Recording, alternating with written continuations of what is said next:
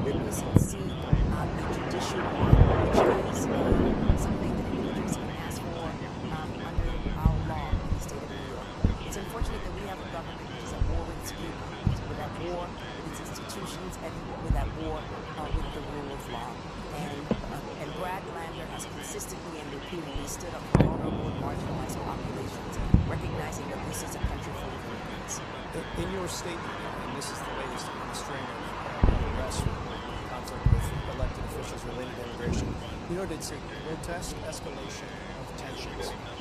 Where does this go from here? What's kind of the pathway forward?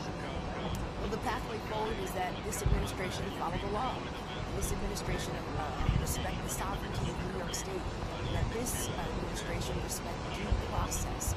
And that individuals need to understand that immigrants who come to this country, immigrants who work each and every day in our stores, immigrants who work on farms, individuals who work in hospitality industry, they are the lifeblood of New York City, New York State, and of this country. And they want the same thing that you and I want. When Donald Trump ran for office, he indicated that he was going to go after criminals. These are not criminals. These are hard-working individuals who want to go to school, who want to go to church, who want to work each and every day. Individuals who are afraid to go to the court, into our courts. Individuals who have been victims of domestic violence, or individuals who have been witnesses to horrific crimes, who cannot go into our court and assist law enforcement to get bad guys. I believe that ICE agents have a quota, and I believe that is why ICE agents who were wearing masks, who were in the hallways waiting to pick up innocent individuals, I believe that they were doing it to meet the quota that has been put forward by higher officials. And this is just not what this country stands for. It's not what this country has been was founded upon. It's not what the Statue of Liberty speaks to. It is not what is required of our law, and it's unfortunate that they manhandled the second highest ranking elected official in the city of New York for the purposes of meeting quota. Period. Full stop. It will not be tolerated in New York City, and it will not be tolerated in the state of New York. New York Attorney General Patricia James, thanks so much for your time. Thank you. Before we go to break, we want to show you now the skyline just moments ago of Tel Aviv. You see the Iron Dome in action as missiles come into Tel Aviv. That's happening just a few moments ago. The skyline over Israel as the conflict continues. Waiting to see what type of response Iran may have in the course of this evening. Seeing the pictures of it right there. We will continue to keep an eye on that as we move forward, but also coming up, a live video of singing the national anthem in Spanish at Dodger Stadium. We talked to the artist about why she decided to do it. That's next.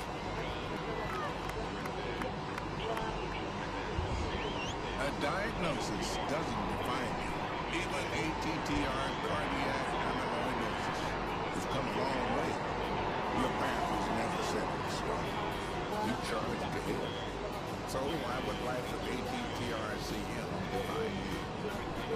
You have the power of choice. Atrubi is an oral medicine used to treat adults with ATTR-CM to reduce death and hospitalization related to heart problems. People take Atrubi saw an impact on health-related quality of life and were 50% less likely to be hospitalized for heart issues, giving you more chances to deal with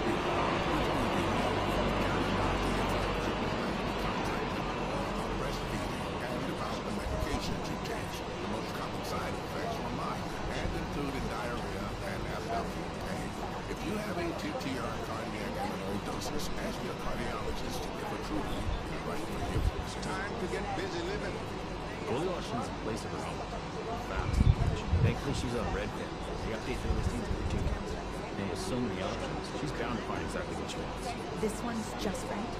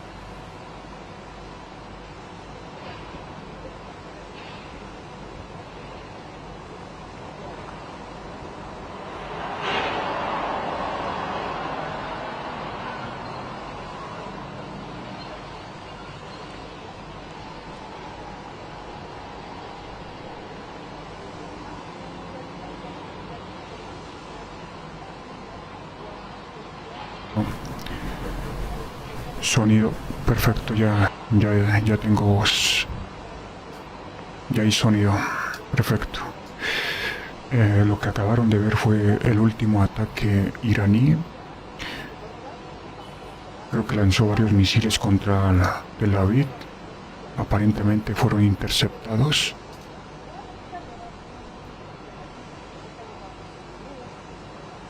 Y este fue uno del último ataque iraní, pero la última noticia, la más importante, es que ya se habla de que Estados Unidos se unirá a la guerra contra Irán, según funcionarios israelíes, mientras que la CBS News informa que el presidente Donald Trump está considerando apoyar ataques israelíes contra sitios nucleares iraníes, donde también hablan que podría suceder esta misma noche que Estados Unidos atacará las instalaciones nucleares de Irán esta misma noche. También el Canal 12 de Israel habla de que sugieren que Estados Unidos se unirá a la campaña contra Irán, mientras que el New York Times informa que los funcionarios iraníes están listos para lanzar ataques a bases militares estadounidenses si Estados Unidos entra a la guerra. También el New York Times, como pueden ver, también el New York Times habla de que funcionarios estadounidenses, citando información de inteligencia, Irán prepara misiles y equipo militar para atacar bases estadounidenses en Medio Oriente si Estados Unidos se une a la guerra junto a Israel. Entonces, eso demuestra que Irán, por la razón de que Irán ya no está lanzando tantos misiles, es porque los tiene reservados en caso de que Estados Unidos se meta a la guerra y ataque las bases estadounidenses. Eso tengo entendido yo. También habla de que los funcionarios iraníes advierten que si Estados Unidos se une a la guerra de Israel, Irán atacará todas las bases estadounidenses en Oriente Medio, empezando por Irak. Otros afirman que Irán podría minar el estrecho de Hormuz como respuesta. Otra noticia es que la televisión estatal de Irán advierte que va a suceder una gran sorpresa esta noche, según dicen que el mundo recordará durante siglos. Y según hay indicios de que Estados Unidos atacará a Irán pronto, tal vez esta noche. Tal vez esta noche. Eso es lo último que se ha informado. Por lo que también hay otro video sin confirmación, donde se muestra, no lo sé, un video inusual. Los medios iraníes han publicado este video. Creo que es algo bastante... ¿Qué opinan ustedes que la televisión iraní publique este tipo de videos? No se sabe si sea verdad o sea fake news, pero según este video ya insinúa de que Irán ya posee armas nucleares. Entonces, esta noche va a ser noticia, va a suceder bastantes cosas que hay que tener bastante precaución, o atención más bien. Acá una actualización: la secretaria de Seguridad Nacional de Estados Unidos, Christine Noé, fue hospitalizada tras sufrir una reacción alérgica.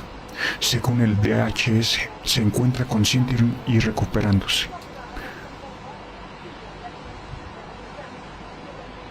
Entonces, algo está por suceder en el Medio Oriente. Algo está por suceder en el Medio Oriente y ya todo apunta que van a atacar las instalaciones nucleares subterráneas y también las instalaciones subterráneas donde guardan los misiles iraníes.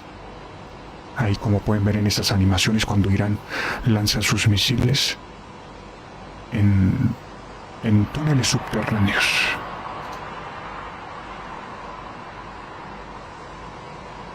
En varios puntos donde hay túneles subterráneos.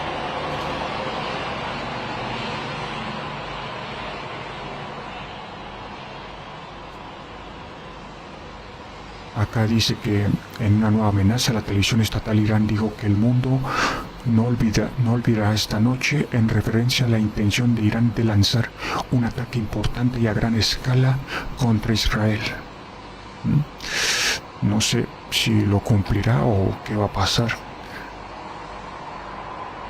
Entonces, esto es lo último. Estados Unidos ha decidido apoyar a Israel en su campaña para destruir las bases, las instalaciones nucleares subterráneas de Irán. Por lo dicho así, Estados Unidos se va a unir a la guerra. Estados Unidos se va a unir a la guerra. Y acá muestran que se confirma el lanzamiento de la PS, de la PlayStation 6. El que, como pueden ver, este es la PlayStation 6. Si no, antes no está la Tercera Guerra Mundial. Acá les presento la PlayStation 6, que la lanzarán pronto. Tal vez el próximo año se lance. Y ahí, como pueden ver, si estamos vivos, si no estalla la guerra nuclear, y el que pueda comprarlo, ahí tienen. Ahí, como pueden ver, la PlayStation 6 llegará pronto. Acá, con lo último, el presidente Donald Trump y el primer ministro de Israel, Netanyahu, hablaron por teléfono. ¿Alguien sabe de qué se trata? Pues obviamente para coordinar ya el ataque coordinado entre Israel y Estados Unidos para atacar las instalaciones subterráneas de Irán. Y parece ser que va a suceder posiblemente esta noche.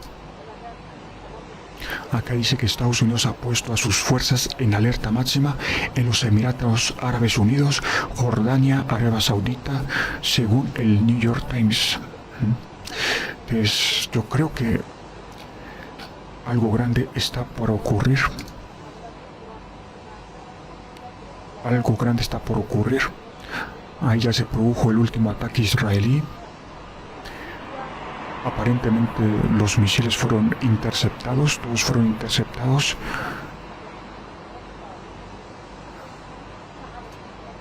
Pero la gran pregunta es qué va a pasar en las próximas horas, porque ya parece ser que Estados Unidos ya tomó la decisión de atacar Irán, posiblemente esta noche o en las próximas horas. Por eso los dejo con esta transmisión. Y en caso tal, acá está el medio CNN, varios medios de comunicación está al pendiente.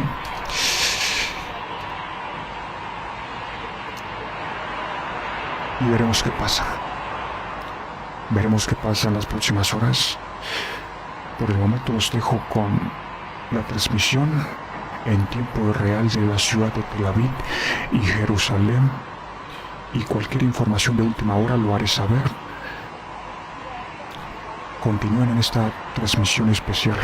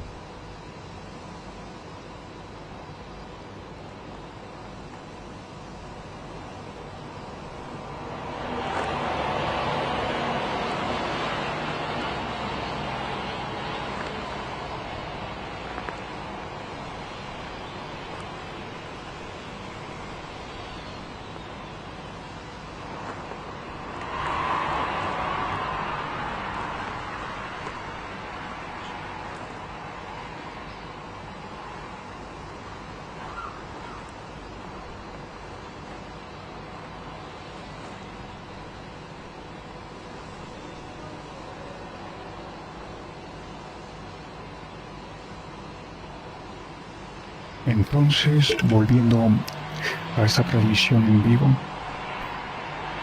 de Última Hora, de que posiblemente Estados Unidos va a atacar a Irán. Muchos hablan que será muy pronto, otros dicen que puede ser esta noche y no se sabe. Pero el caso es que ya se habló, creo que la decisión ya está tomada.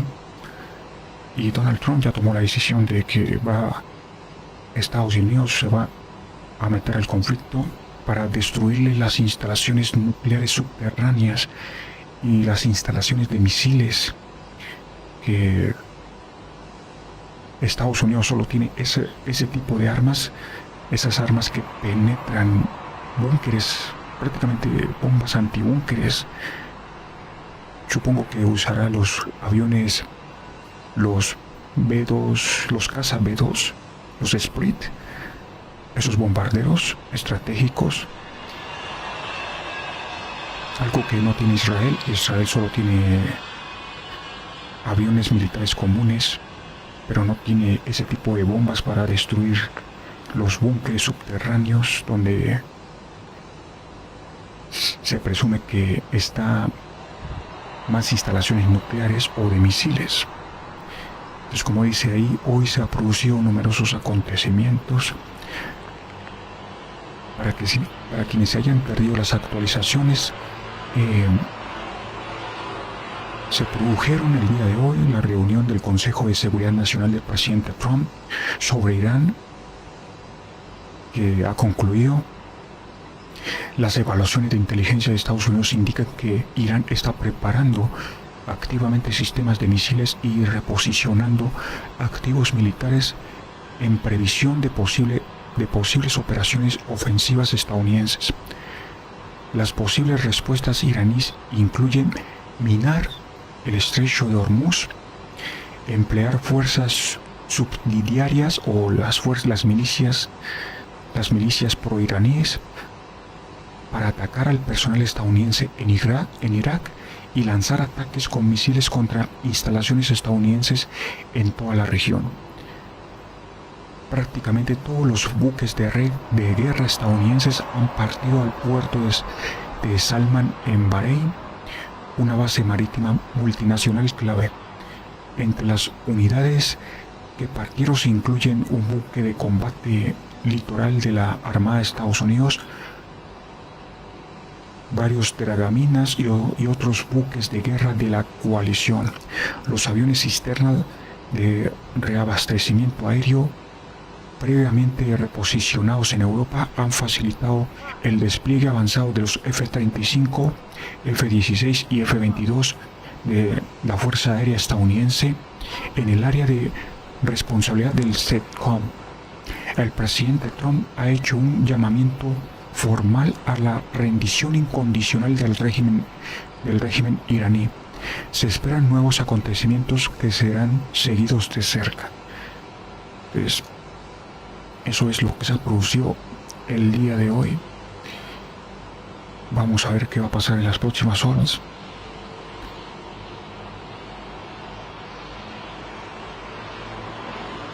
Acá dice que la secretaria de Seguridad Nacional, Kristi Noem, fue trasladada en ambulancia al hospital por motivos desconocidos. No se sabe qué le pasó. Una supuesta alergia, dijeron. Según las próximas 24 o 72 horas van a pasar cosas.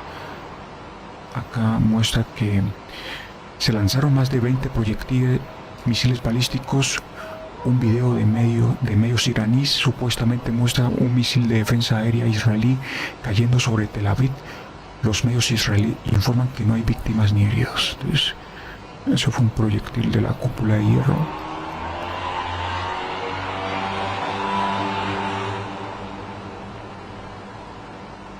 Ahí se vieron más intercepciones.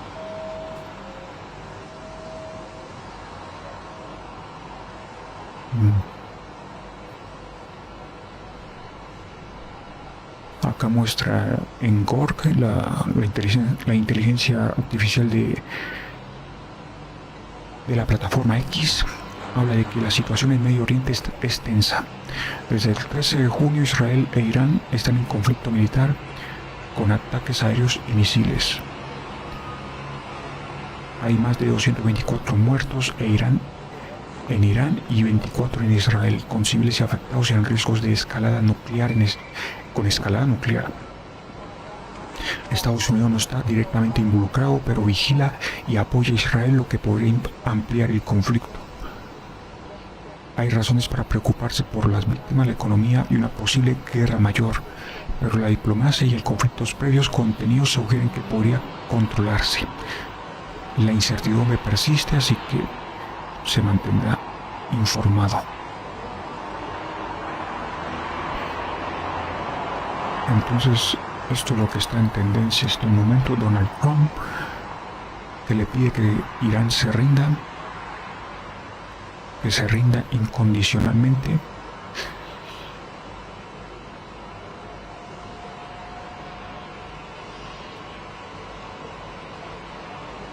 Yo lo que voy a esperar que pasen las próximas horas. Déjame cargar que también tengo medios de comunicación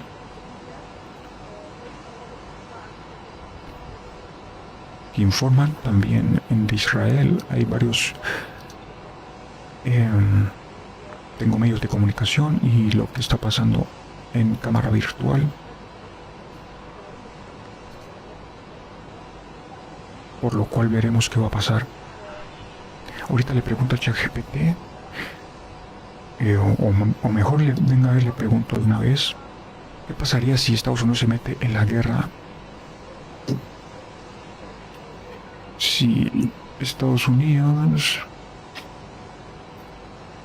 se mete en la guerra contra Irán,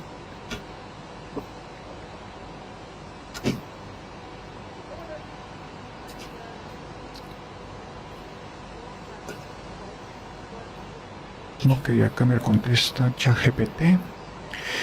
Si Estados Unidos se involucra directamente en la guerra contra Irán, las consecuencias serían graves a nivel regional y global. A continuación te explico los posibles escenarios y repercusiones.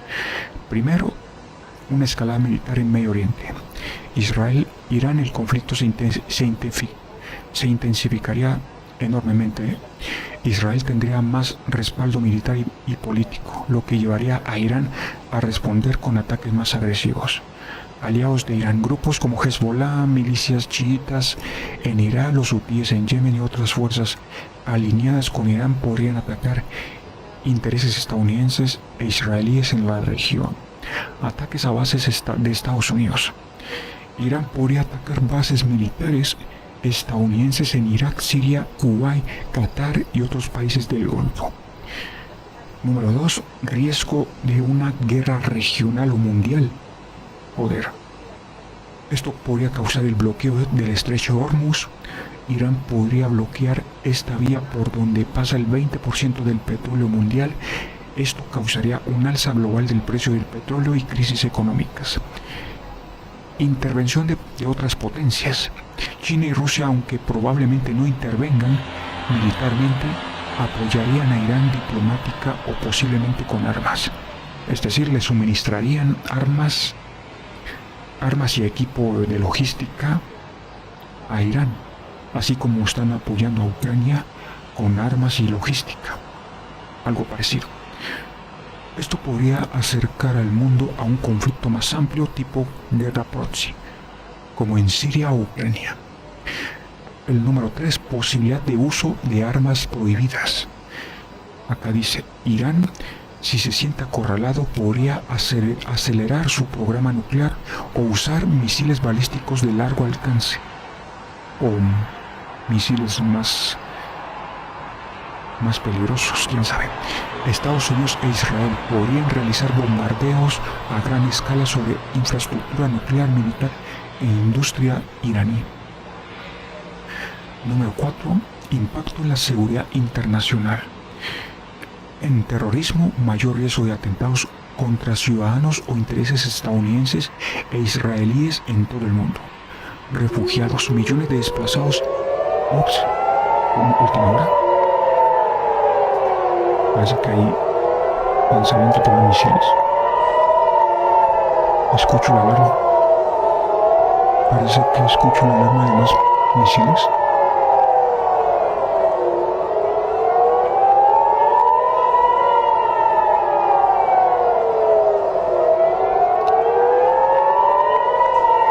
Se escucha la alarma en estos momentos en Israel. Creo que es alarma de misiles. Parece que se han interceptado unos. No se sabe si sean más misiles.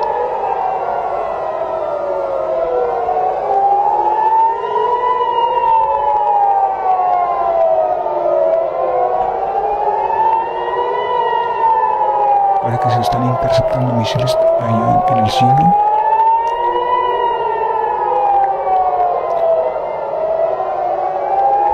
Sí. Se ven más misiles.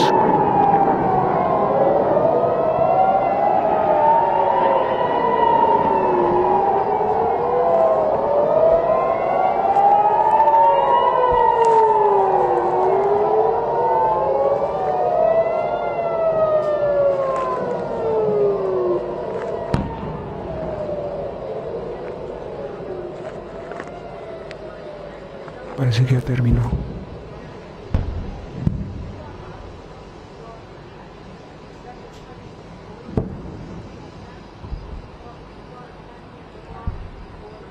Fueron ya interceptados aparentemente.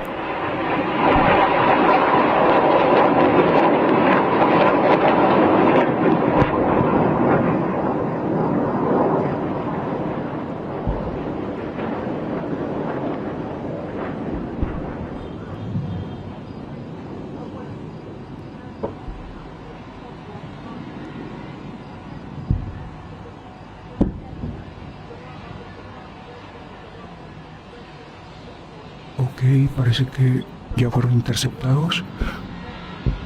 Fueron pocos, yo creo que fueron pocos misiles balísticos.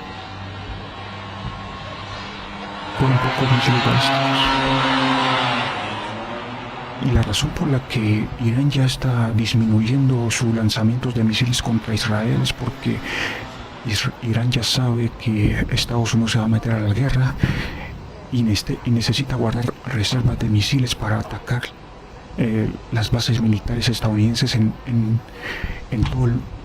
todo el Medio Oriente. Entonces por eso Irán está lanzando pocos misiles contra Israel.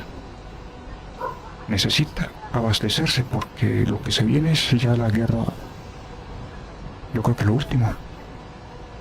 Incluso ya Donald Trump le advirtió que al régimen iraní que se rindieran, porque se sabe que ellos salen perdiendo. Pronto sus reservas de misiles balísticos pronto se terminarán y se quedarán sin misiles.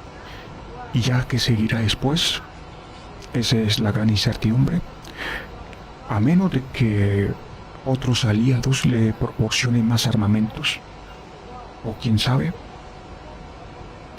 Lo cierto es que veremos qué va a pasar en las próximas horas. Veremos qué va a pasar.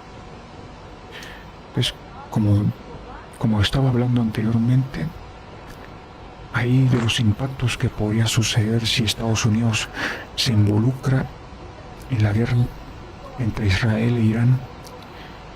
Acá le pregunta el ChatGPT que, resumiendo, podría causar una escalada militar en Medio Oriente, riesgo de una guerra regional o mundial, posibilidad de uso de armas prohibidas, el impacto en la seguridad internacional, impacto económico global, donde esto va a causar o puede causar crisis energética, alza de los precios del petróleo y el gas, mercados financieros, caídas bursátiles y desestabilización económica mundial, inflación global, mayor presión sobre las economías en desarrollo. Escenarios futuros. La primera podría ser una guerra rápida y decisiva. Este es el primer escenario. Una guerra rápida y decisiva. aunque según la inteligencia artificial dice que es poco probable, Irán es un país grande con capacidades defensivas avanzadas. Y es verdad, Irán es un país grande, no es tan pequeño. De hecho, es más grande que Irak o Afganistán. Lo cual va a ser bastante complicado. Incluso no se sabe cuántos túneles subterráneos tiene Irán y cuántas bases secretas tiene Irán.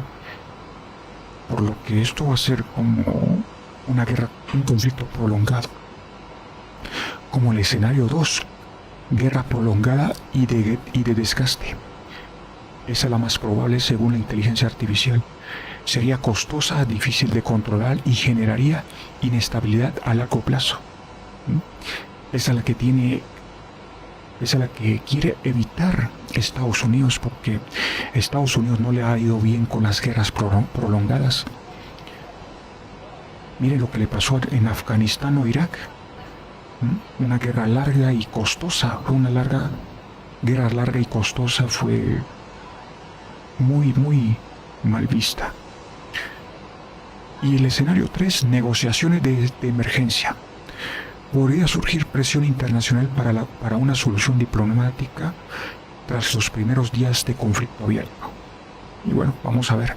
De hecho, se cree que el plan de Donald Trump o la administración Trump es de que se produzcan los primeros ataques o bombardeos a las principales instalaciones iraníes para luego causar presión en el régimen y se rindan,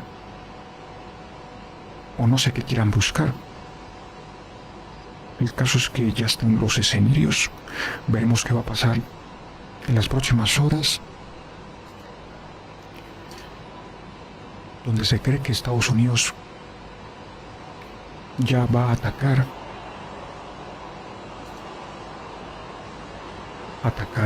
Irán en las próximas horas. Por eso volvimos a esa transmisión especial de Última Hora y estoy pendiente de cualquier información y seguiré pendiente, así que sigan con la transmisión.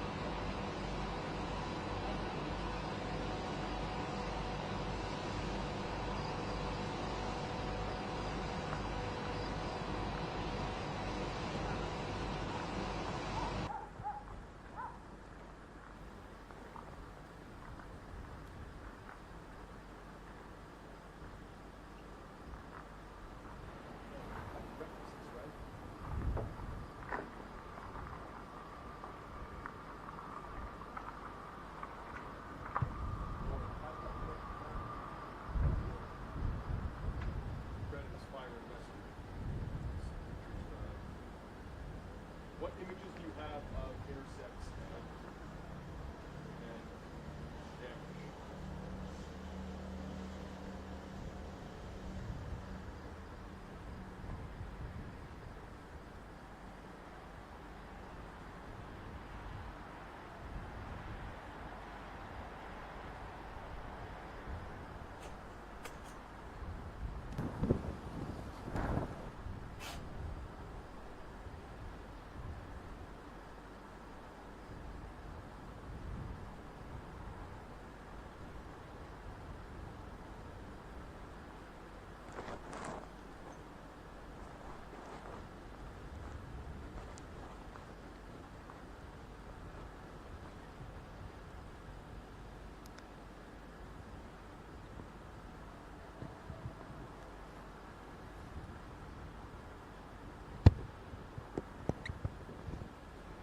All right, look, I have 2 rounds of interceptions in the last hour.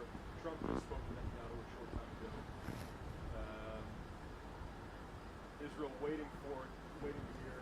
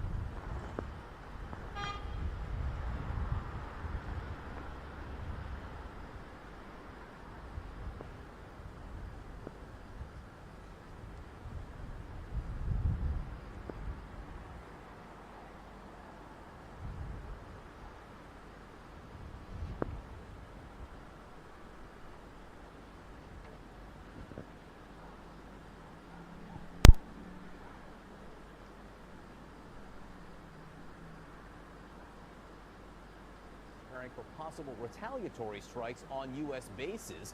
And it comes after Vice President J.D. Vance tweeted, notable because he is seen as more isolationist. He wrote, "The president may decide he needs to take further action to end Iranian enrichment."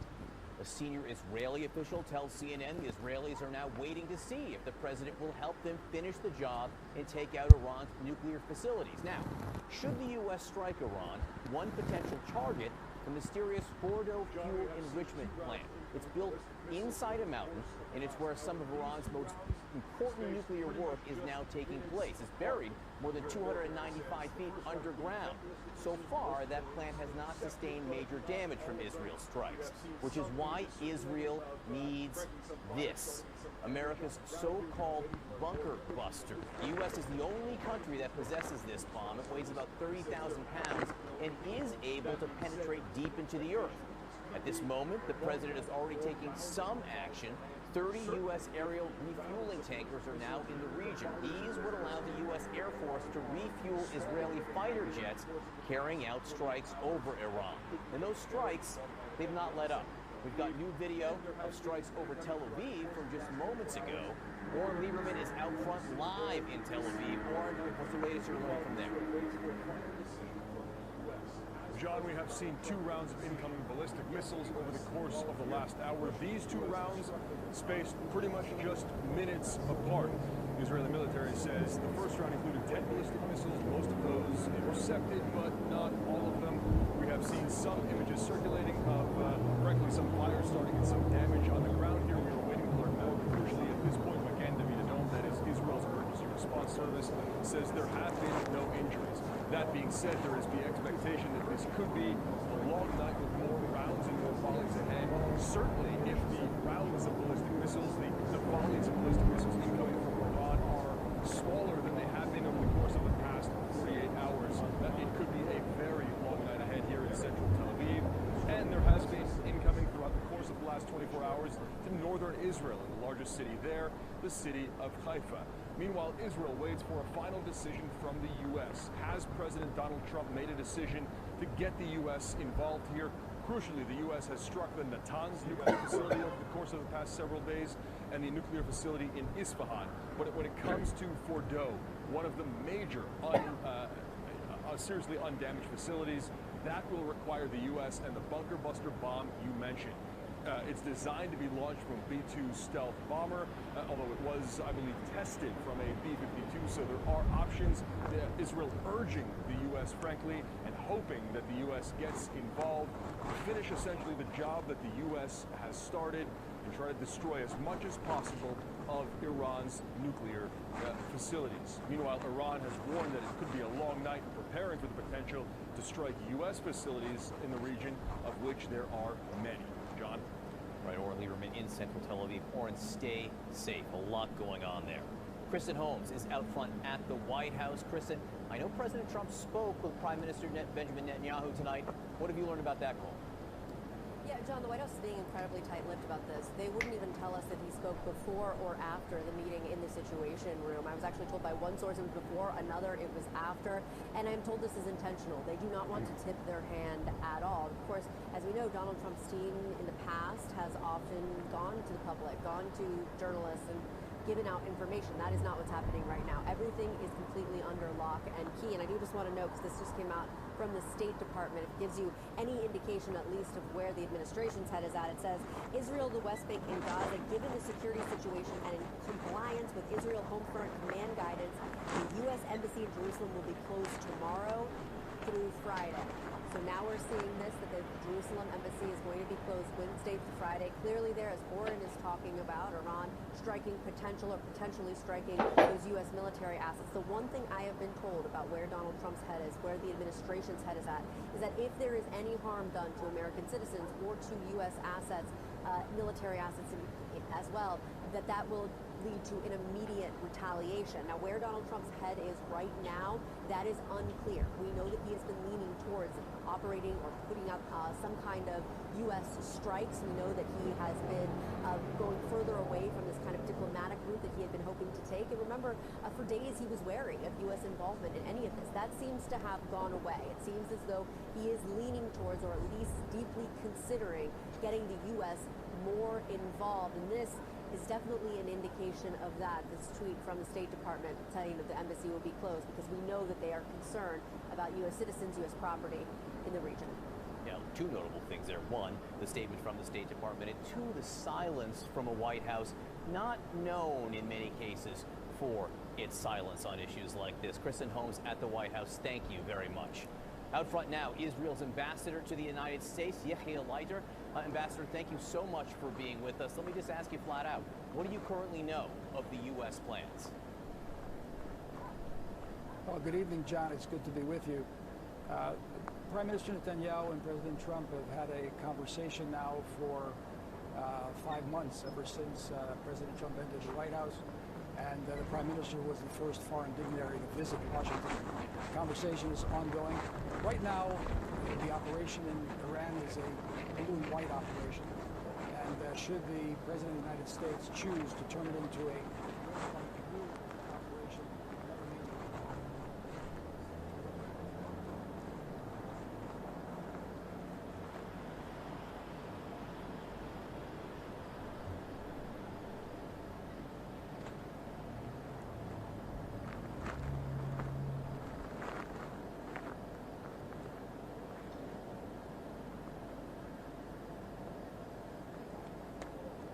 said, the Prime Minister and the President have an ongoing conversation.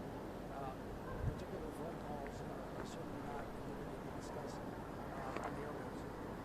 President Trump wrote on social media today, quote, "We now have complete and total control of the skies over Iran." The interesting word there is we. So how closely is the U.S. currently aiding Israel?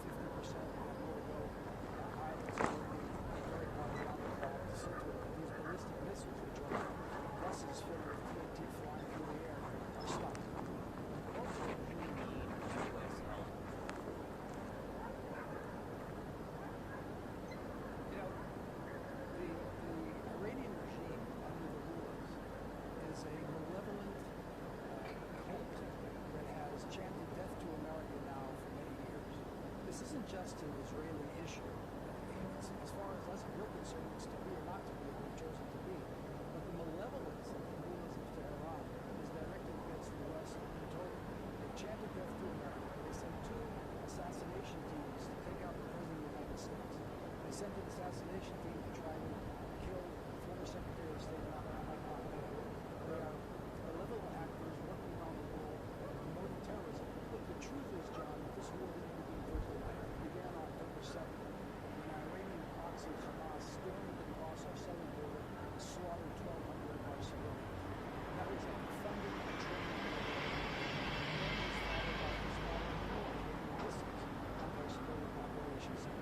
So we've been contending with Iranian proxies until now for a year and a half after this war, and now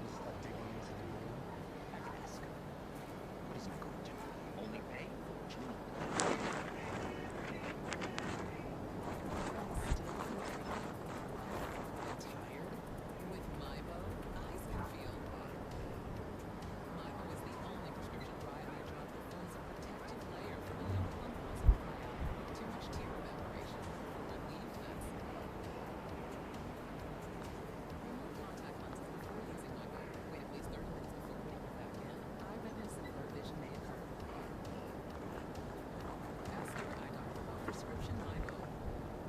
Eczema isn't always obvious. Eczema isn't always red. But now, eczema isn't always going to start. Eplis. Eplis is a once-monthly treatment to help those with moderate to severe eczema find root relief and real results. Like skin that's still more clear at 1 year. Don't use if you're allergic to Eplis. Allergic reactions can occur that can be severe. Allergies can occur. Tell your doctor if you're allergic or sleep allergies. You should not receive a live vaccine or treated with Eplis. Before starting Eplis, tell your doctor if you have a parasitic infection. Skin that's still more clear, even at 1 year? Clearly, it's possible with Eplis. Talk to your doctor about Eplis for eczema. Saving both time is tough, and navigating markets can be challenging at times. I understand. That's why at Fisher & Investments we keep a disciplined approach with your portfolio, helping you through markets' ups and downs. What about communication? We check in regularly to keep you informed. Which means I always stay in touch. Yes, as a fiduciary, we always put your interest first, because we do better when you do better. At Fisher Investments, we're clearly different.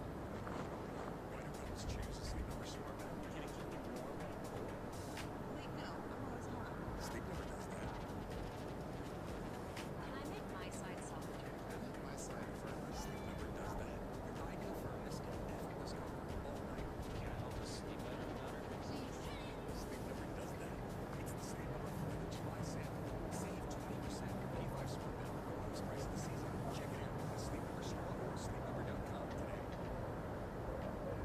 Hi, Grandma. I played baseball today. It's great. So did you grow up? First base. That's where Grandpa used to play. When our hearing wouldn't allow us to use a regular phone, it made us feel isolated. Clear captions was an easy solution for us. Captions are lines, captions on the phone, captioning on your TV, so you can see what the caller is saying live as they say. Making it easy to understand and respond immediately. There's no insurance or Medicare required. Caption services provide no cost to you. Funded program. We deliver, install, and train you on how to use your phone, all at no cost to you. Give your loved ones the independence and connection they deserve. Call now to see if you qualify to get a clear captions phone at no cost to you. Call 1-800-269-9522. That's 1-800-269-9522. Very pleased to announce live aid. Seemed like this could never happen. Something went on that live aid. Still was. Live aid. Rock and roll took on the world. July 13th on CNN. Right, breaking news. Israel's military just issued an evacuation warning for parts of Tehran, warning that they would soon carry out strikes against military infrastructure there. It comes as one of the president's top political allies, Senator Lindsey Graham, who is pushing for strong action against Iran, says the president is about to act. Iran nuclear weapons a threat not only to Israel but to us. And 4 presidents have promised to make sure that Iran never had a nuclear weapon. I think it will be Donald Trump.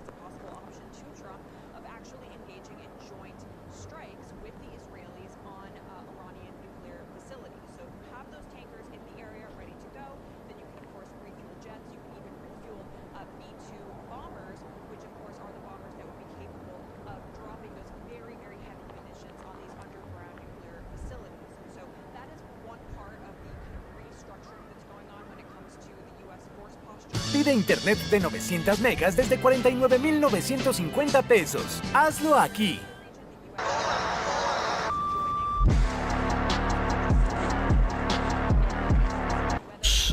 Aurelio, fíjese que hablando de la discusión que a esta hora ya comenzó en la Corte Constitucional sobre la reforma pensional, sé que este es un tema jurídico, pero hay que tenerlo en cuenta. Y ya vamos a hablar de la reforma pensional, que es muy importante porque estamos realmente a 3 semanas, Víctor, de que entre en vigencia. El 1 de julio debe entrar en vigencia, ¿no? Sí, ¿son qué? ¿14 días? 2 semanitas, Ricardo, no, son la verdad. Sí, es menos, son 2 semanas. Sí, sí, ¿Dónde sí. sacó Ya la estamos expresión? y a muchas personas ya les enviaron el correo desde las empresas. No sé, por favor, notifíquenos cuántas semanas tienen ustedes en el sistema pensional para pues que la empresa internamente pueda saber hacia dónde dirigir ahora sus aportes con ese nuevo esquema. Nos incluimos en ese correo masivo de las empresas buscando tener la base de datos actualizada para saber en qué empresa y a qué régimen está usted sometido en la reforma pensional. Aurelio, Ricardo, pero solamente debe dar un dato pequeño aquí, porque aunque es un tema jurídico, hay que tenerlo en cuenta. La discusión no va a ser fácil hoy en la Corte, y quiero que me entiendan y que me sigan lo que les voy a decir. Como les contamos, hay una tercería, hay 3 opciones. La Corte tiene 3 opciones sobre la mesa. Yo voy aquí a pintarlo. Una es el hundimiento de la reforma. ¿No es verdad, Aurelio? Uno es el hundimiento. Lo otro es la aprobación de la reforma. El tercer camino sería cuando hay vicios de trámite, que pareciera ser lo que ocurrió con lo que pasó en la plenaria de la Cámara de Representantes.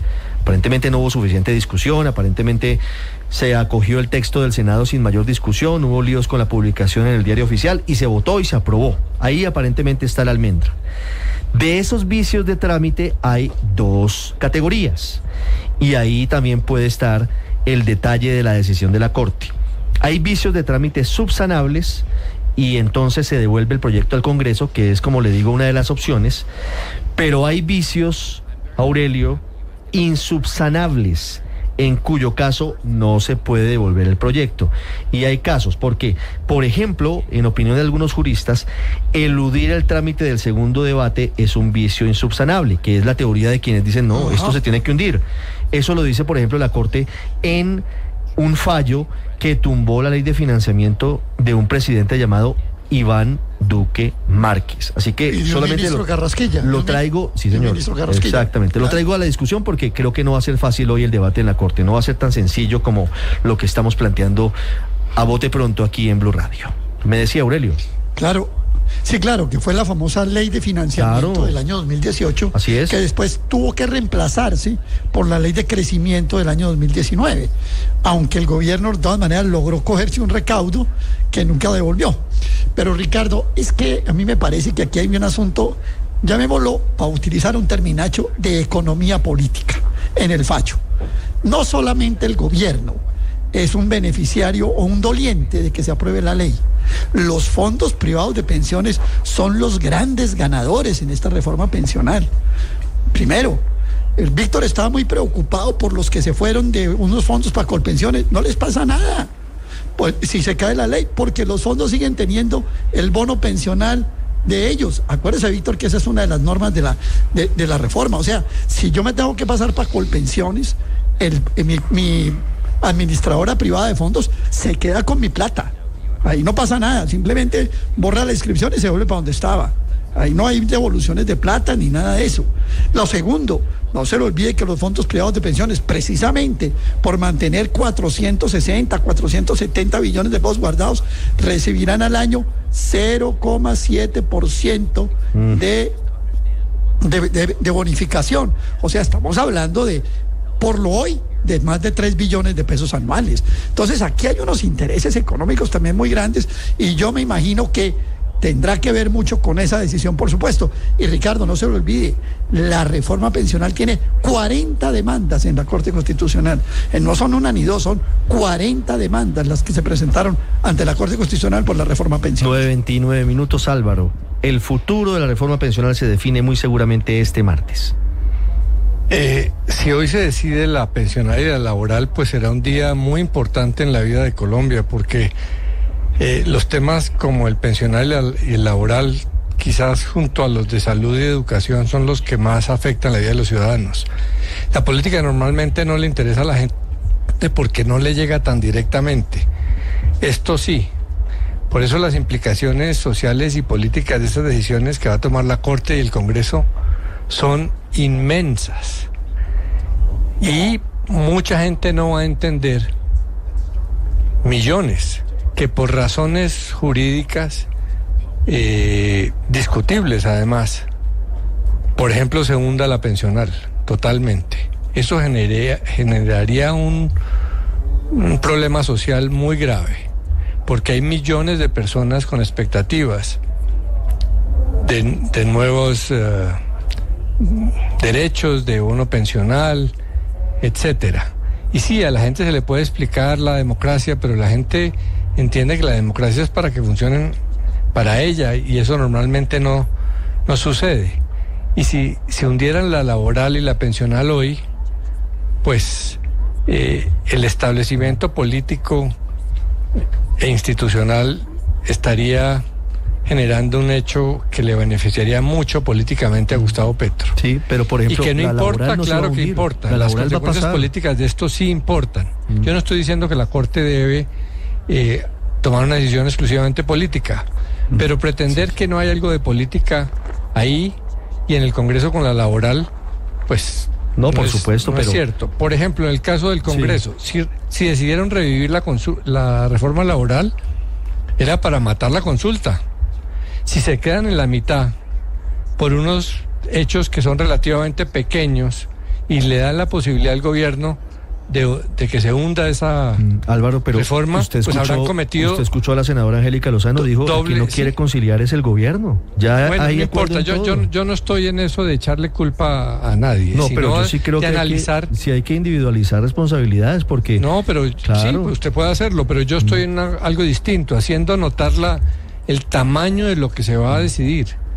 Si dejan que se hunda la reforma laboral hoy, no se va a hundir. Habrán cometido doble error. Primero hundirla y después por detalles dejarla hundir.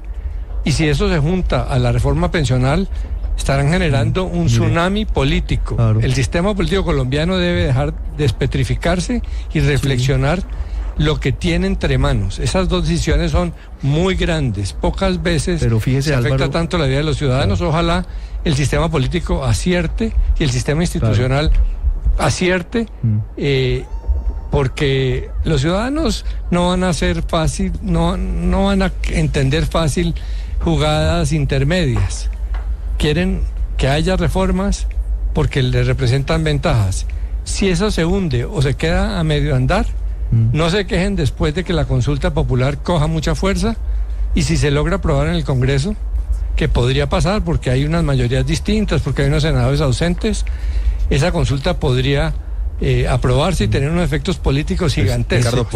En eso está el gobierno del presidente Petro. Ese es el camino que está buscando sacar adelante el gobierno del presidente Petro. Nos lo relata Álvaro, precisamente. A eso le está jugando el gobierno. El gobierno le está jugando, Luis Ernesto, a que no pase la reforma, a que se hunda la reforma laboral, a hundirla en conciliación, para tener un pretexto con el fin de revivir la consulta 2.0 en el Senado de la República. En eso está... Puede que hoy le esté jugando a eso, Ricardo, pero a lo que le ha estado jugando el gobierno desde el primer momento es a presentar unas reformas sociales y a que se aprueben por la vía ordinaria del Congreso. Ese ha sido el intento del gobierno con la pensional, que vamos a discutir con la laboral, y al fracasar es que pues se ha tornado muy beligerante, y aquí ya lo hemos analizado. Pero déjeme, Ricardo, decirle algo sobre la pensional. Es que como hemos personalizado tanto el debate y se ha convertido en un tema de que defender una reforma que es buena como la pensional consiste entonces en defender a Petro, y hay quienes atacan la reforma aunque sea buena porque es de Petro,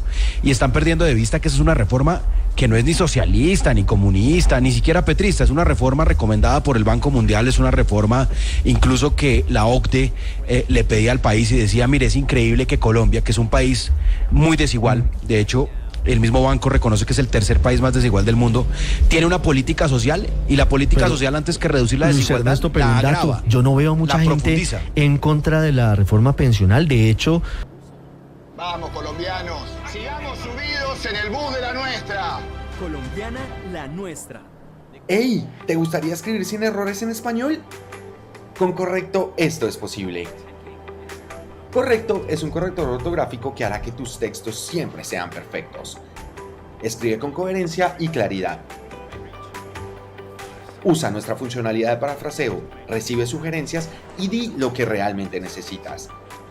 Descarga la extensión de Correcto para Google Chrome y corrige todos tus textos al instante en WhatsApp, Gmail y más sitios. Corrige, perfecciona y expresa tus ideas con Correcto.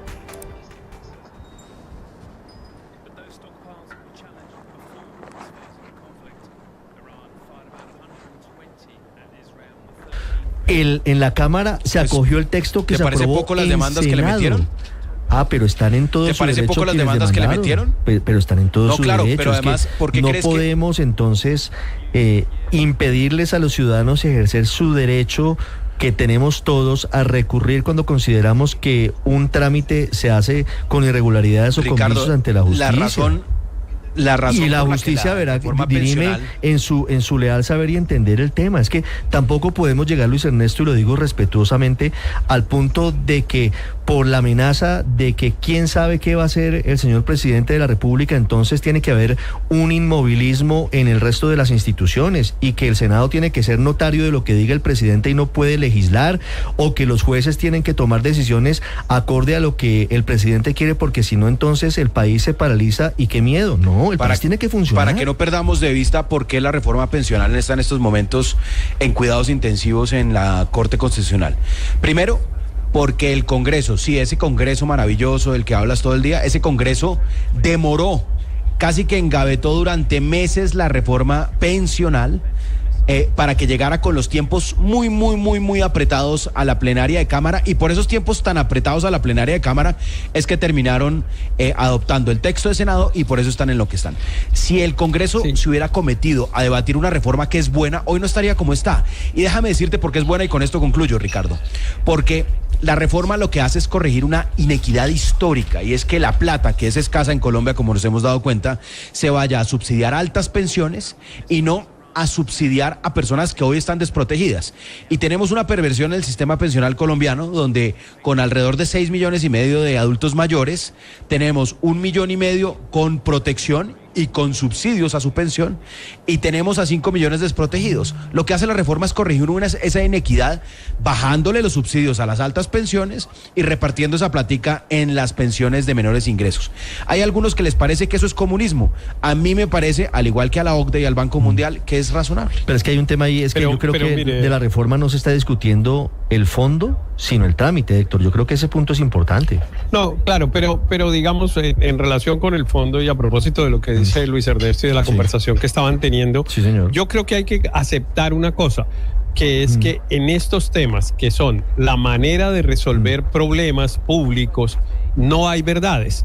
Entonces hay unos que decimos, esta reforma es buena. A mí, por ejemplo, me parece buena, pero hay otros a los que le parece mala. Ambos tenemos el derecho de creer y tenemos argumentos buenos para creer que la reforma es buena, y otros creen que la reforma es mala y también tienen unos argumentos razonables. Por ejemplo, que claramente va a significar un endeudamiento público, digamos, dentro de algunos años, porque evidentemente la reforma aumenta el endeudamiento público en el futuro.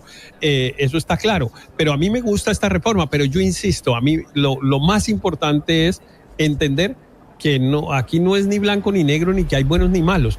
Hay maneras de entender cómo se resuelven los problemas públicos. El gobierno tiene derecho a creer que hay unas maneras de resolver el problema público, y los opositores también, y cada uno tiene sus herramientas y las juegan como quieran, son legítimas. Es legítimo, por ejemplo, que el Congreso haya demorado la reforma pensional. Es legítimo que los opositores hayan querido no aprobársela al presidente y ponerla en la situación en la que está, porque es evidente que la reforma está en la situación en la que está por la oposición, no por el gobierno, porque la oposición enredó el trámite y lo llevó hasta un punto en el que tocó aprobarla, pues, perdóneme la expresión, pero a patadas, porque si no se hubiera aprobado de otra manera. Es cierto el temor que tenía el gobierno de que si se intentaba una conciliación probablemente se hundiera, como probablemente le pase a la reforma laboral. Yo el temor que le tengo a la reforma laboral, yo imagino que hoy en el Senado se van a aprobar los artículos que hacen falta, pero no estoy tan seguro de que pasen en la conciliación con la Cámara. Es bastante probable que ahí no se logren las mayorías y que termine hundiéndose la reforma laboral. Y ahí me parece legítimo que el gobierno acuda a la consulta popular. La consulta popular también es un instrumento que está en la Constitución y que está previsto para este tipo de situaciones políticas. Ahora, eso sí, y no debería ser necesario repetirlo, pues de acuerdo. Pues de acuerdo. Ricardo. 9:38, pero Ricardo, solamente una cosa de lo que dice Héctor. Y es que no tendría ningún sentido que quien hunde la reforma laboral en conciliación sea el gobierno como pretexto para convocar la consulta popular o para darle fuelle a la consulta popular. Claro. ¿Usted me quería hablar de la reforma pensional, perdón? Sí, Ricardo. Yo estoy preocupado. 9:38, voy a Medellín en segundos, cuénteme. Sí, pero permítame expresar mi preocupación. Porque es que yo creo que yo leí una reforma pensional distinta a la que leyeron mis colegas. ¿Cómo así que esta reforma pensional es buena? Mire, yo me he estudiado esto con todo detalle. No es cierto que el gobierno tenga que meter más plata en primer lugar. Si uno mira la reforma pensional, el gobierno nacional sin reforma y con reforma se economiza, se ahorra varias decenas de billones de pesos de aquí al año 2050. Lo dice la exposición de motivos. ¿Cómo vamos a decirle a la gente que queda en el pilar semicontributivo con la que se van a quedar todos sus bonos pensionales y se los van a volver una renta vitalicia ínfima? Vamos a decirle que esa reforma es muy buena, precisamente con esa plata que se queda el gobierno es con la que va a financiar lo que llaman el bono miseria para los de 230,000 pesos mensuales. Y los jóvenes que quedaron atrapados en la reforma pensional, los que no llegaron a la época de transición, no van a tener una pensión ni siquiera de 2 salarios mínimos, y decimos que la reforma pensional es buena. Esta no es una buena reforma pensional, pero además le hago una cuenta, Ricardo. Rápidamente, hoy en Colombia, Aurelio. El 25% de la gente en edad de pensional solamente está pensionada, pero con la reforma dentro de 10 años, ¿sabe a cuánto sube ese porcentaje? ¿A cuánto? Apenas al 30%, apenas al 30%. Ahí están los datos. Estos son datos que están ahí. 9:40. ¿Qué reforma leí yo? Creo que leí otra muy distinta a la que leyeron mis colegas. Andrés, para finalizar, el futuro de la reforma pensional hoy en la Corte. Sí, como esto es pensional y también laboral, yo francamente no veo ningún escenario en que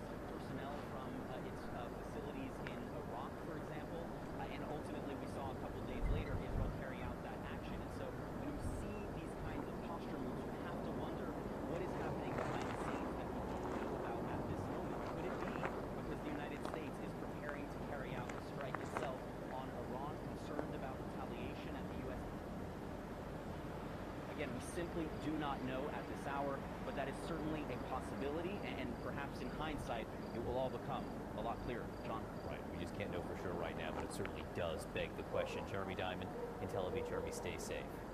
Back with us, former NATO Supreme Allied Commander, retired General Wesley Clark. General Clark, and it is notable because we've been seeing video, the sky lit up again over Israel. These strikes very much still on at this hour, and it's happening as the New York Times reports that U.S. intelligence shows Iran has prepared missiles and other military equipment to hit U.S. bases in the region if the U.S. joins in the Israeli strikes. How real of a threat do you think that is? I think it's a significant threat because the missiles that they would use against U.S. bases are not the same missiles that would be coming against Israel. Bases are closer, they're more accessible, and we do have protection, but we've also got a lot of vulnerabilities. They've got a lot of assets in the region. They would have to go after these bases on the territory of other states in the region, so it would be a regional conflict. How vulnerable are these U.S. bases in the region? Well, you're going to shoot down some of the missiles and drones, most of the drones probably. You're not going to shoot down all the missiles in all probability, so you're going to take some hits. The hits may not be directly on vulnerable points inside the installation. Y bien, volviendo con la transmisión en vivo de Última Hora, lo último es que la Casa Blanca cierra sus puertas esta noche. El presidente no tiene previsto dirigirse a la nación, por lo cual se presume que esto va a suceder a puerta cerrada. Esta decisión se va a ocurrir a puerta cerrada. Supongo que en la sala de crisis se va a tomar la decisión. Acá más noticias que una gran llamarada solar clase X1 estalla en el sol. Se espera una tormenta solar. Acá hace 2 horas, Jack Hinder, estamos a punto de presenciar la peor decisión de la historia de los Estados Unidos. No sé si este debe ser demócrata o republicano, no lo sé. Pero se presume que ya lo que va a suceder tenga que suceder, o ya la decisión ha sido tomada. Supongo que los bombardeos Sprint ya están en el aire. Yo creo que estos aviones son los aviones fantasma. Estos aviones temidos pueden lanzar bombas poderosísimas en el cielo y posiblemente se van a utilizar en el ataque contra Irán. Acá como lo muestra en este video. Los aviones, los bombardeos estratégicos B-2 Sprint.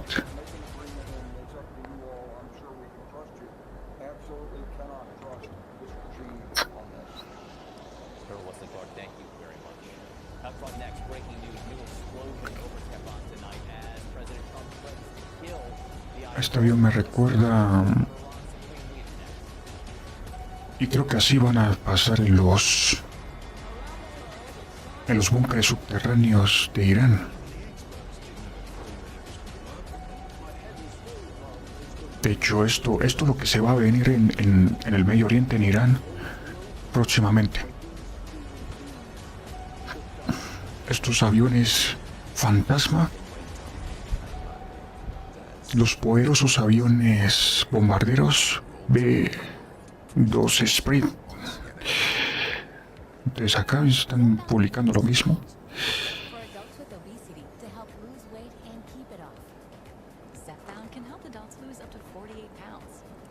Ya está en información.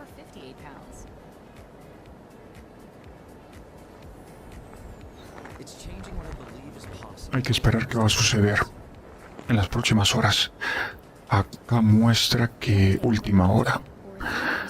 El Departamento de Estado cierra la Embajada de Estados Unidos en Jerusalén. No tenemos ningún anuncio sobre la asistencia de ciudadanos estadounidenses para salir del país en este momento. Nos notificaremos a la comunidad estadounidense si hay información adicional que compartir sobre las opciones de salida. La cosa se va a poner bastante fuerte en las próximas horas.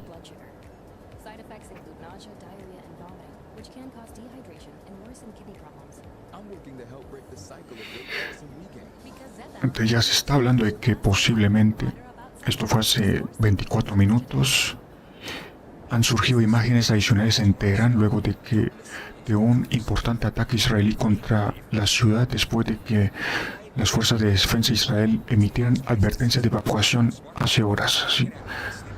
Fuertes ataques en la capital de Irán, Teherán.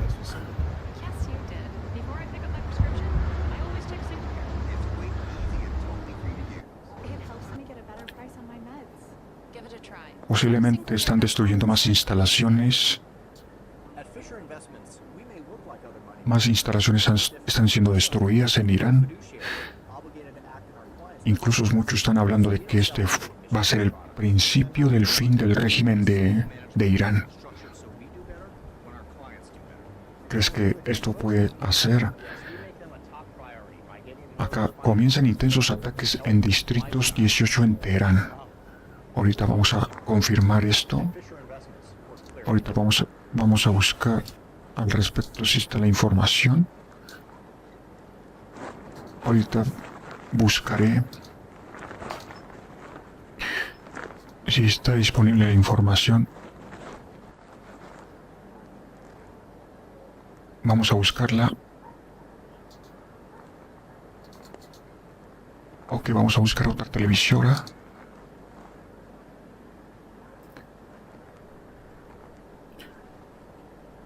Vamos a buscar otra televisora a ver qué está transmitiendo lo que va a suceder en Irán, prácticamente.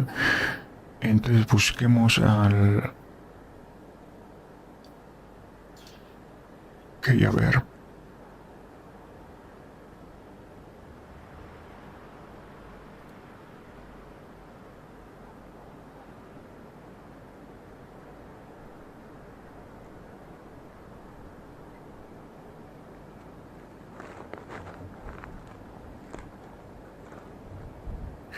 Acá estoy transmitiendo en Jerusalén. Vamos a ver si hay televisoras en Irán que están transmitiendo.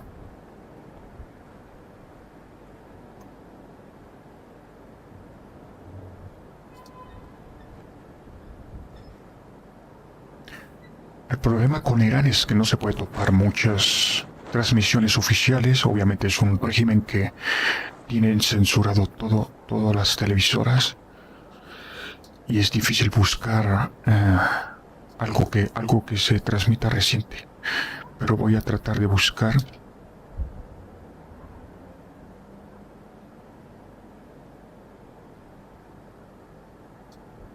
And we've seen that Iran is the only country to have really stood up. Aunque no están transmisiones recientes.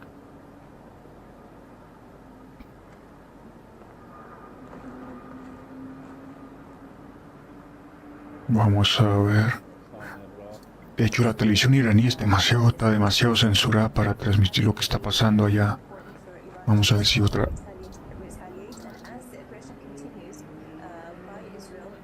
Vamos a ver si topo algo aquí. De hecho, acá hay otra cadena del Al Jazeera. No sé si está transmitiendo lo que pasa en Irán o lo que va a pasar en Irán. Vamos a ver. Posiblemente esto lo que está mostrando lo que va a pasar en Irán.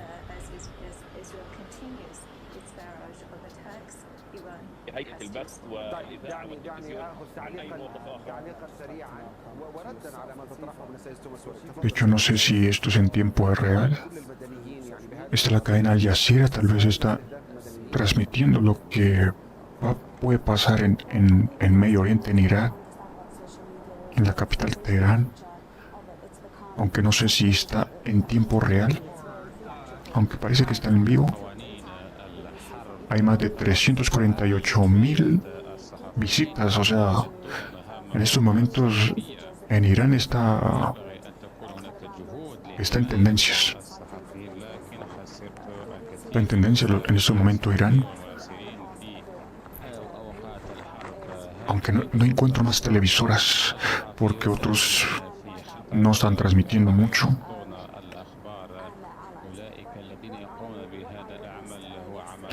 Irán, la única televisora que tiene es Press TV, pero Press TV no está transmitiendo en vivo, así que hay mucha censura en los medios iraníes. No se transmite lo que se está transmitiendo en tiempo real, pero como pueden ver acá muestra ataque aéreo israelí contra Teherán hace unos momentos, fuertes explosiones en estos momentos. Y acá muestra que la red Faytux verifica la geolocalización, la base aeroespacial y militar vital de Irán cerca a Teherán ha sido atacada con fuertes ataques. Acá como pueden ver,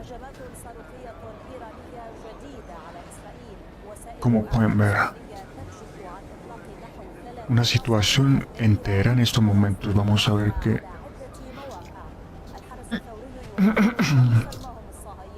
qué está pasando en Teherán. Hay los últimos informes que acá más imágenes de la fuerte explosión o el fuerte ataque que está sucediendo en Teherán en estos momentos. Vaya que una base aeroespacial fue destruida, yo creo. Y yo creo que son municiones que ya fueron destruidas. Esto es lo que está pasando en estos momentos en Teherán. Ahí muestra una gran explosión.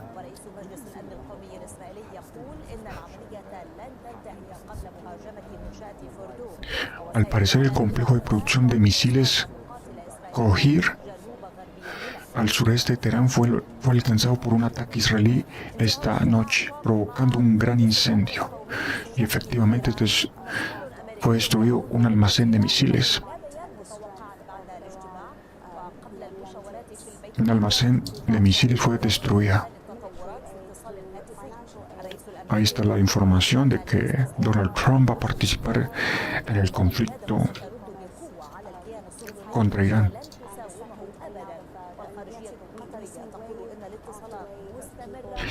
Vamos a ver qué repercusiones va a haber, si esto va a ser el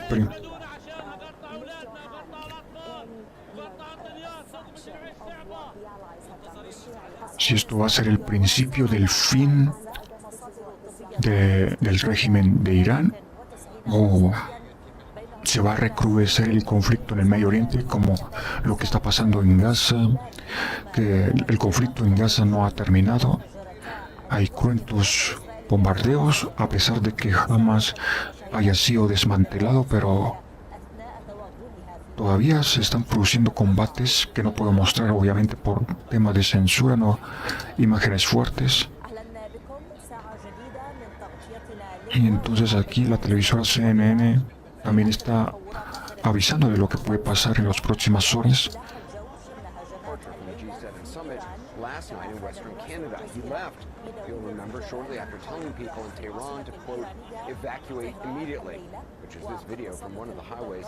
Hay un éxodo masivo, gente escapando de Teherán. Then on the flight back, he said this to CNN's Caitlin Collins, suggesting he buys Israel's assessment of how close Iran is to a nuclear weapon. Testified at March that the intelligence community said Gaza is building a nuclear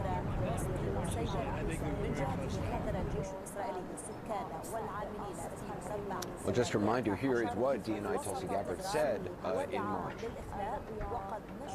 The IC continues to assess that Iran is not building a nuclear weapon, and Supreme Leader Khamenei has not authorized the nuclear weapons program that he suspended in 2003. The IC continues to monitor closely if Tehran decides to reauthorize its nuclear weapons program. Well, today she says there's no daylight between what she said then and what the president is saying now. As for Israeli Prime De hecho, ya se cumple seis días de conflicto. 6 días de conflicto. Working in a secret plan to weaponize the uranium. They were, he said, marching very quickly. The president returned to Washington early this morning. By noon, he was posting on social media 3 times in quick succession. Quoting from the first, "We now have complete and total control of the skies over Iran," raising questions about who he meant by we. The post continues, Iran had good sky trackers and other defensive equipment, but plenty of it, but it doesn't compare to American-made, conceived, and manufactured stuff. Es como pueden ver, el mundo está en la expectativa. El mundo está en la expectativa de lo que puede pasar, no sé si en estos momentos o en las próximas horas. Acá como mandó Donald Trump, que le pidió que se rendieran incondicionalmente, ya envió su mensaje, y si el régimen no se rinde, pues ya sabe lo que va a suceder.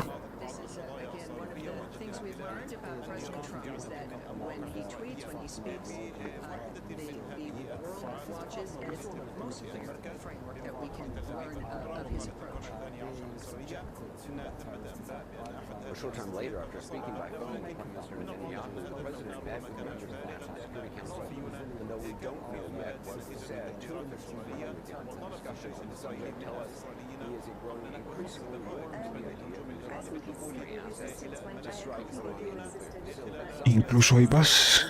El objetivo de Estados Unidos, yo creo que va a ser las instalaciones nucleares subterráneas, porque hay varias instalaciones subterráneas que Israel no puede destruir, por eso necesita a Estados Unidos.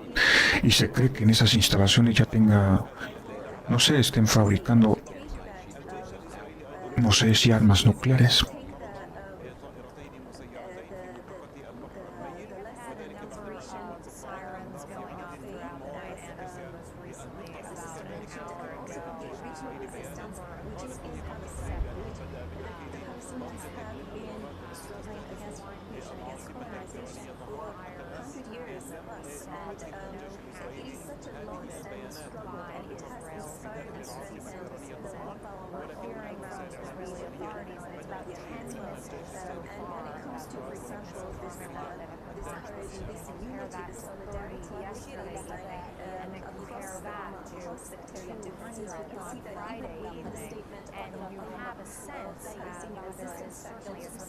Entonces así está la situación en el Medio Oriente. Está ahí pendiente en varias televisoras de lo que puede pasar. Vamos a ver qué va a pasar en las próximas horas. Espero que la transmisión no me dé problemas.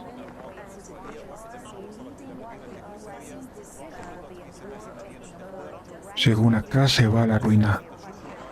Khamenei lanza amenaza contra Israel con un video estilo Breaking Bad. El líder supremo de Irán, el ayatolá Khamenei, publicó este martes un video con tono amenazante hacia el gobierno israelí en medio de la escalada bélica que sacude.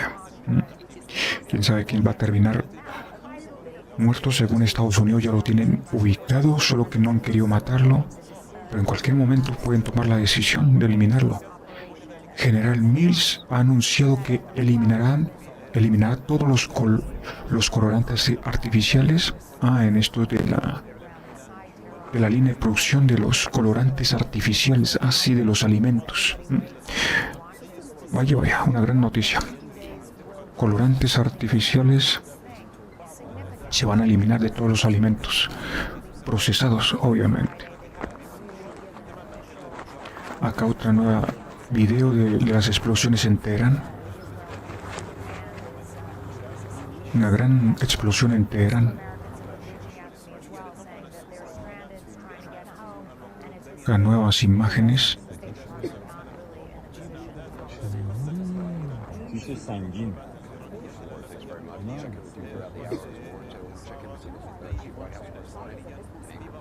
Esto es lo que sucedió en estos momentos en la capital de Irán, Teherán. Una fuerte explosión. posiblemente fue destruido un almacén de misiles de Irán, iraníes.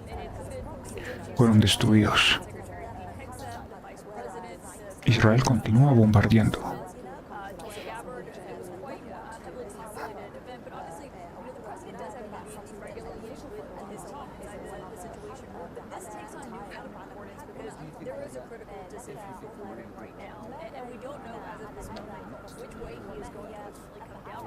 Vamos a ver qué sucede más.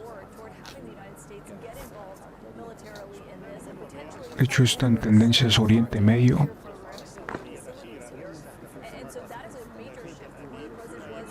Está en tendencia a Oriente Medio.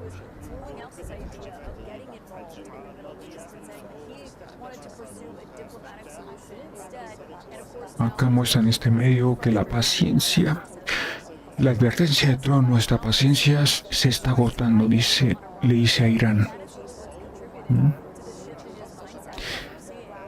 Vamos a ver si Donald Trump al final va a tomar la decisión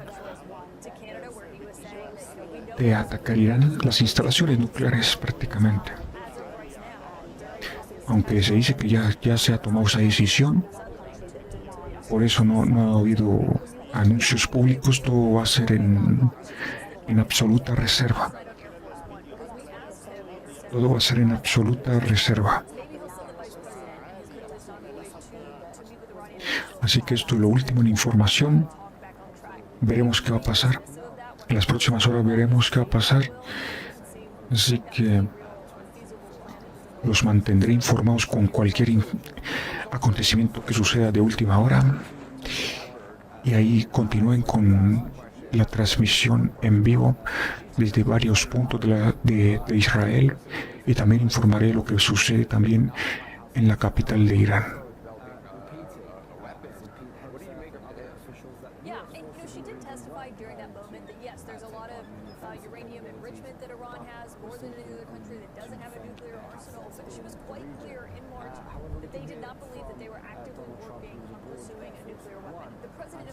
Disagrees with that, and so it was notable to hear him dispute what his top spy chief is saying. You just posted right before we took off that you're not leaving because of a ceasefire. Why are you? But I talked to a lot of White House officials who said, obviously, this is the difference in their views that are shaping out. She has always been a non-interventionist. That is very clear, in her testimony and in her appearances that she's made, even as the director of national intelligence. But it's central to the question here, Anderson, which is what changed and why now? Why do they believe Iran is closer to developing a nuclear weapon than warrant potential U.S. military intervention?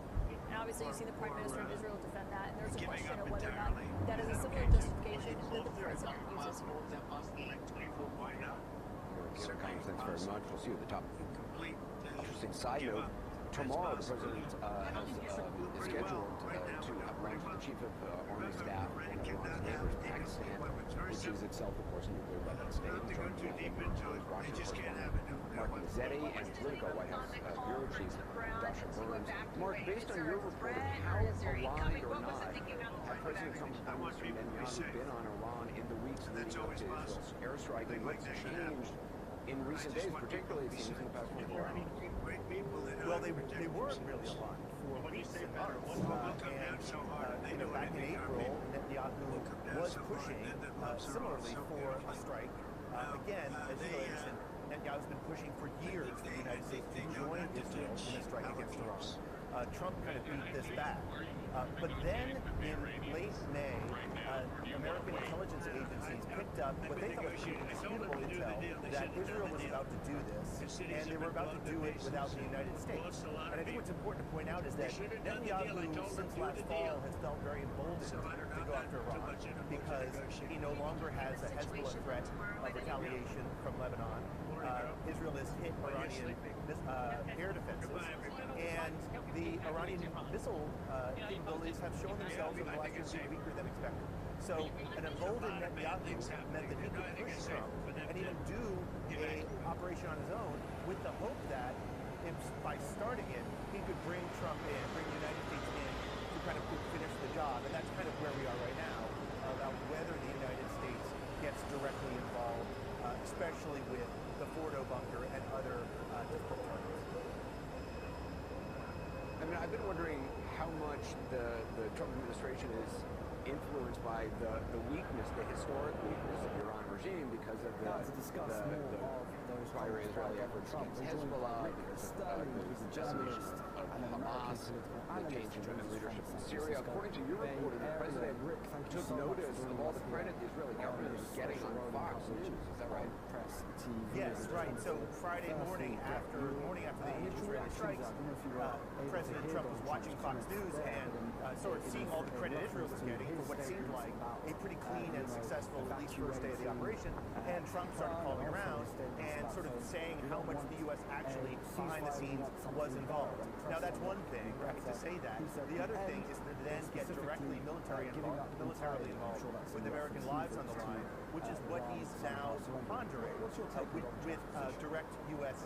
military airstrikes. So this is, so there is this, war for the president's mind on this issue, right, within his circle of advisors about whether the United States should take this step. Something like that he said he would have alleged to influence him, but there's no question to that point. Is it clear to you who has the president's ear on this and to what extent he's listening to that advice? Because clearly it does seem, I mean, I know Gabbard said they're on the same page, but over 2 decades the U.S.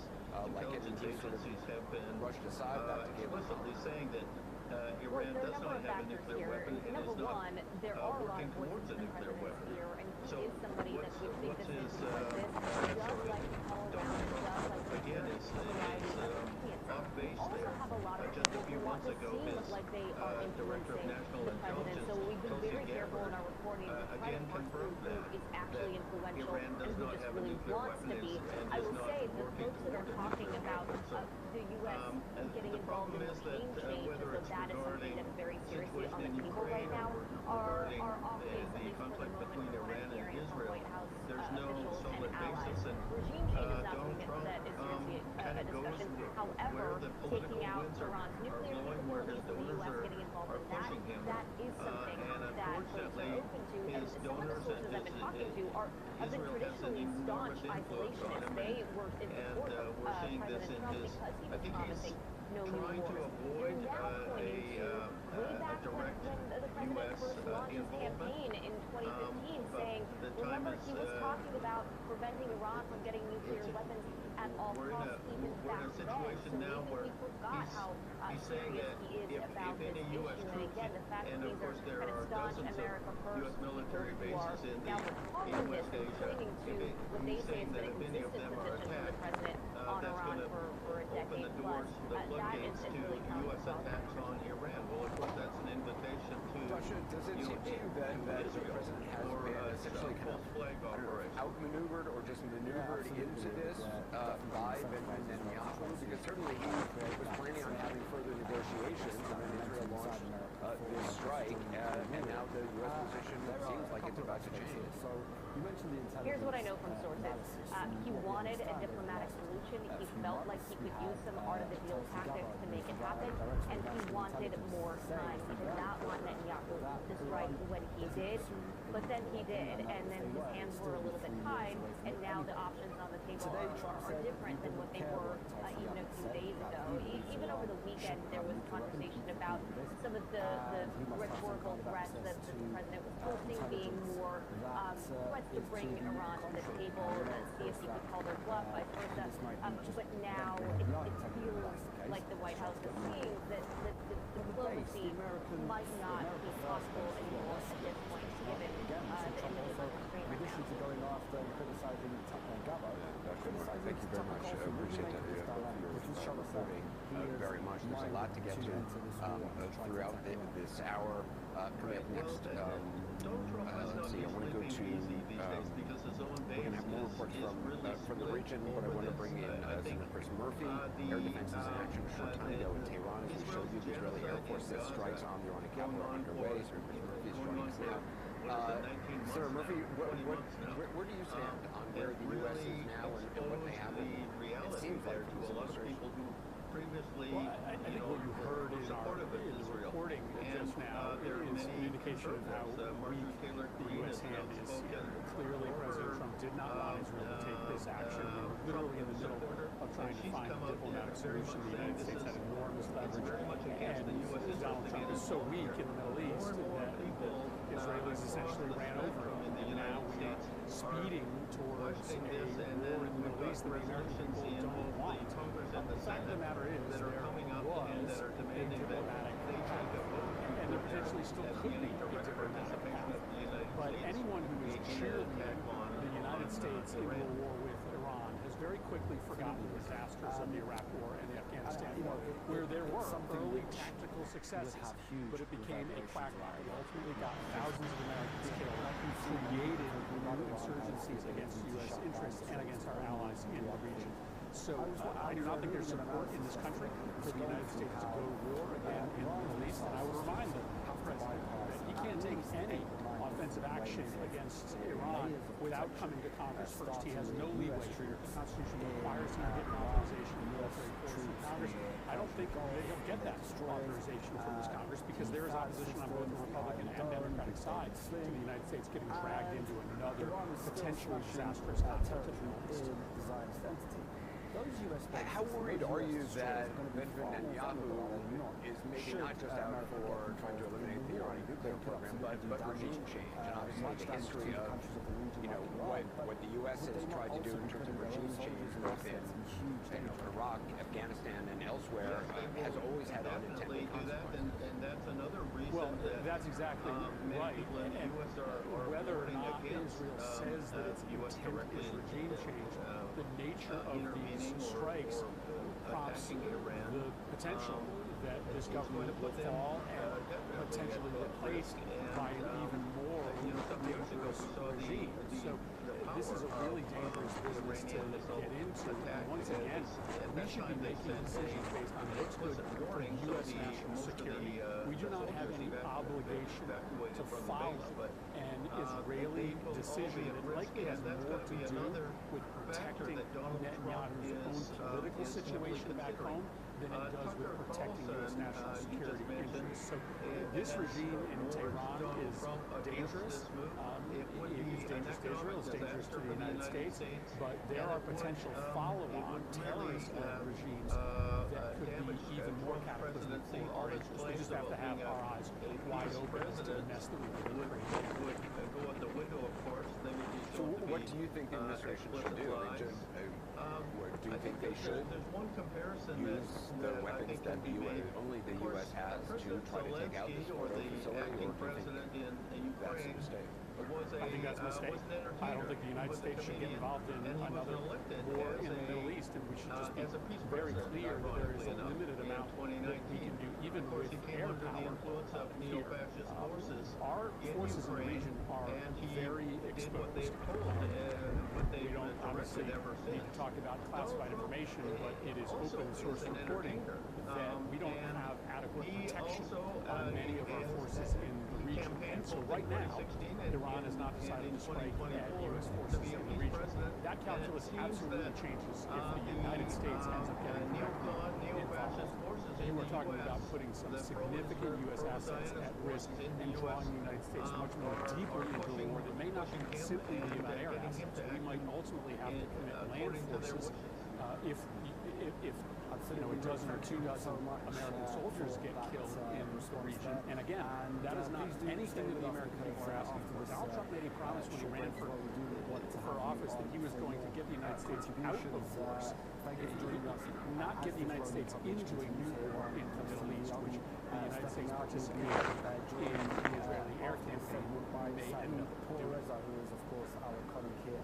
Senator Chris Murphy, I appreciate your time. Thank you very much. Coming up next, in the wake of today's meeting that the President had at the National Security Council, joined by a former National Security Council member who's been in the room many times with Iran on the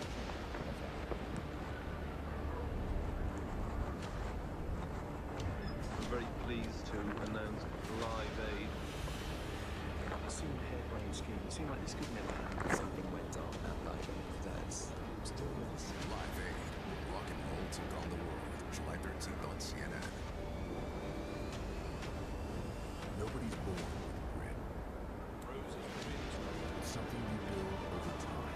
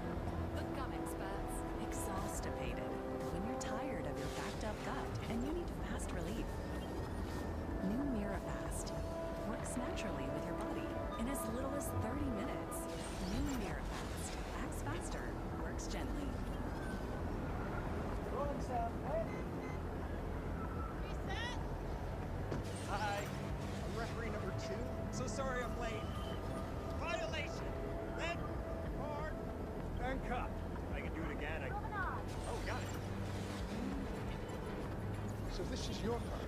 Yeah. Bye, guys. How much are we paying this guy? I don't even know what it is.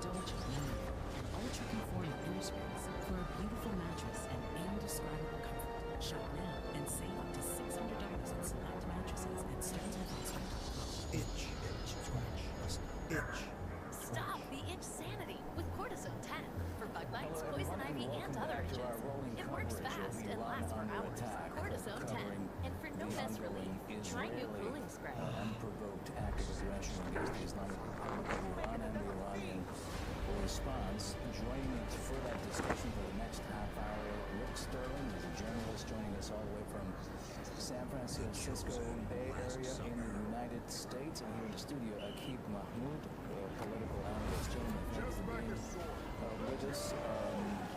Rick, I know you are in a hurry, so I'm going to come to you straight, and that is one of the reasons you respond to the following in the past I was paying for my hours, ex's meal delivery subscription for a year, and I'd still be paying for it. It wasn't correct. An app that shows you all your subscriptions in one place. You can cancel the ones you don't want, just take control of your finances with Rocket Money. This is a story about the one who keeps it all moving. He is measured, precise. He thinks ahead, stops the right parts, and knows just where to find them. Because for the one, this facility is about more than business. The industrial products you need to deliver fast. Call Ranger.com or stop by. Ranger for the ones who get it done. Tells you everything you need to know right there. He's an extremist who believes that it's in the end times, and so he's got little grasp of the reality of Israel or Palestine or resolution of weapons in the Middle East. So he's got a religious orientation and a commitment. Air defenses in action a short time ago in the skies over Tehran. The Israeli Air Force said the strikes on the Iranian capital are underway after warning residents in one part of the city to leave. Before the breaks, warned of the potential eventual need for ground forces in the region as one possibility if the U.S. gets involved in strikes on Iran. Perspective. Global Affairs analyst Brett McGurk, former Middle East and Africa coordinator of the National Security Council, and also retired U.S. Army Colonel Peter Mansour, senior fellow at the Merchant Center for International Security Studies rational action. It's absolutely insane. Brett, I want to start with you. I want to just a couple of many times that we have to relate that Prime Minister Netanyahu has warned that Iran was close to trying a nuclear bomb. The first one from 2006, I think, the second on the global stage.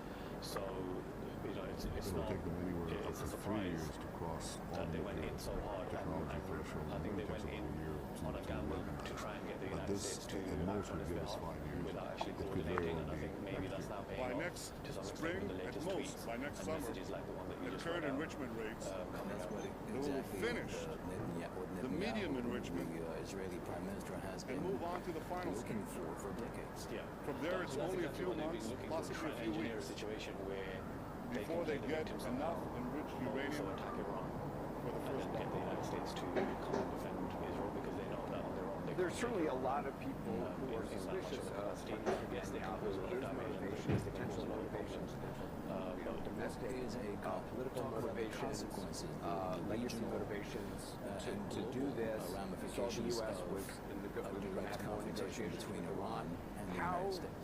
Do you believe that Iran is on the brink? Given also Tulsi Gabbard's testimony back in people are not looking at because of all the missiles that I believe Anderson, not speaking for Prime Minister Netanyahu or anyone, but someone who's dealt with this problem.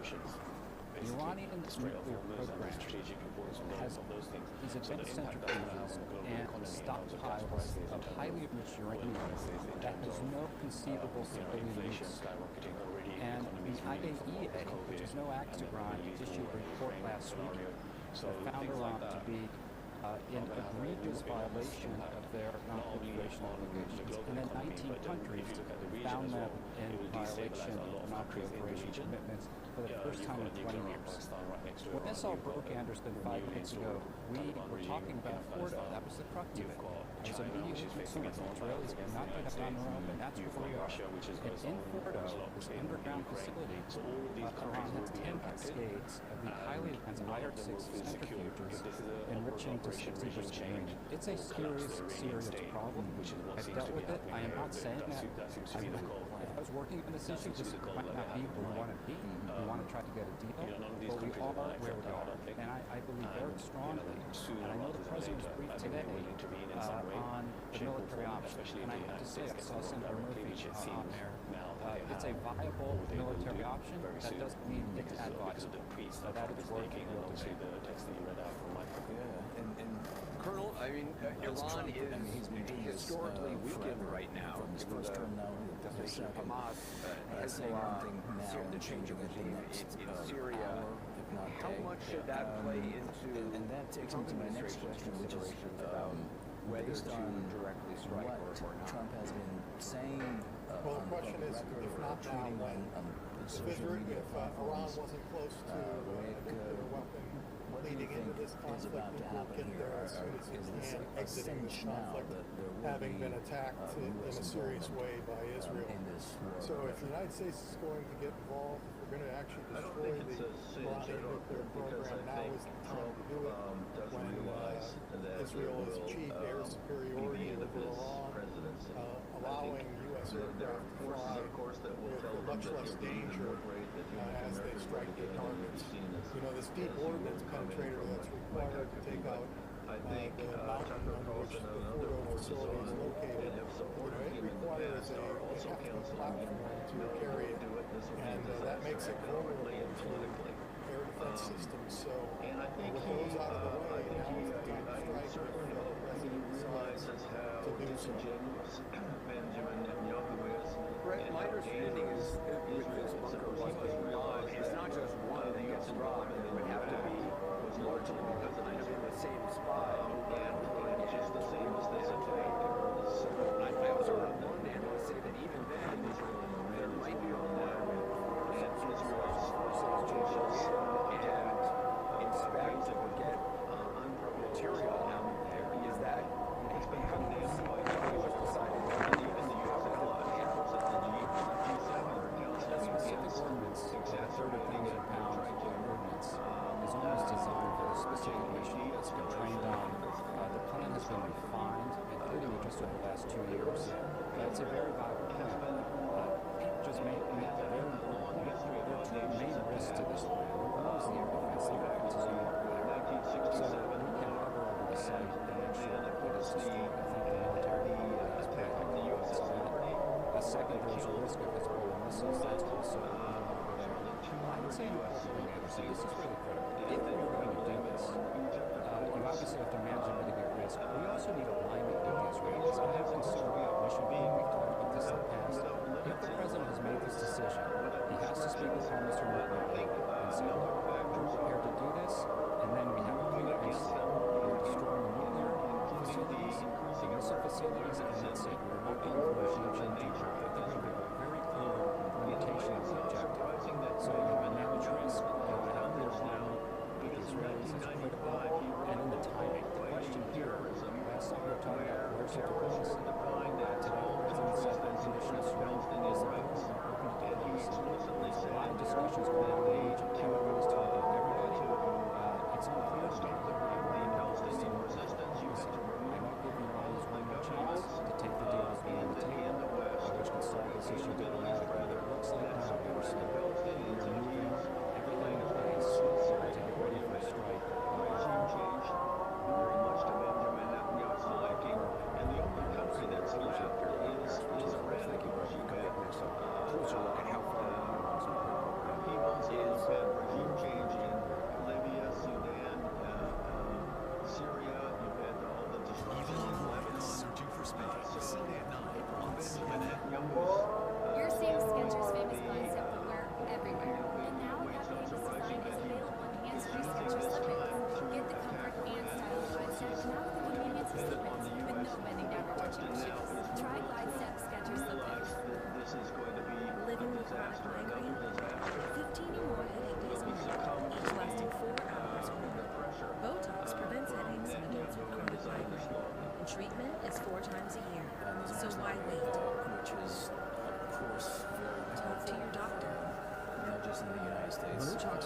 spread hours to weeks after injection, causing serious symptoms. Alert your doctor right away. Trouble swallowing, speech, breathing, eye problems, or muscle weakness can be signs of life-threatening conditions. Those with these conditions before injection are at highest risk. Side effects may include allergic reactions, rash, breathing problems, dizziness, neck and injection site pain, and wasting. Don't receive Botox if there's a skin infection. Tell your doctor to register muscle or nerve conditions like ALS, myasthenia gravis, or Eaton syndrome. In a survey, 91% of patients wish they'd started Botox sooner. Ask your doctor today if eligible for Botox. Pronamel, clinical enamel strain, can help us to keep our enamel for a lifetime. It's backed by science and is clinically proven to strengthen our teeth. I would recommend this toothpaste to everybody. It's really an amazing product. No, I don't want to look preparing. Those cars have to be spokesperson. Sure, nearly half of all used cars have been in connect, but that's nothing to fear. Show me Carfax. Knowing how a car's accident history impacts price means you don't have to overpay. You can look now. I am. Are you still covering your eyes? I don't know. No fear, just Fox. Say, show me a Carfax.com. Yeah, you're still covering your eyes. United Healthcare knows you've got your whole life. It's nice to know you're free to focus on what matters. With reliable Medicare coverage from United Healthcare. They gave us ordinary cars, unlike any president's cars, because for 75 years, we've only had one plan to make sure you keep yours.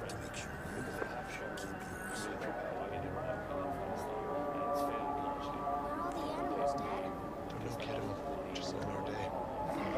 It's a rare thing if someone you know with failure. That's a bit of separation. It's almost like discovering E-Trade CCU's platform now comes with expert insights from Morgan Stanley. They help you navigate the markets.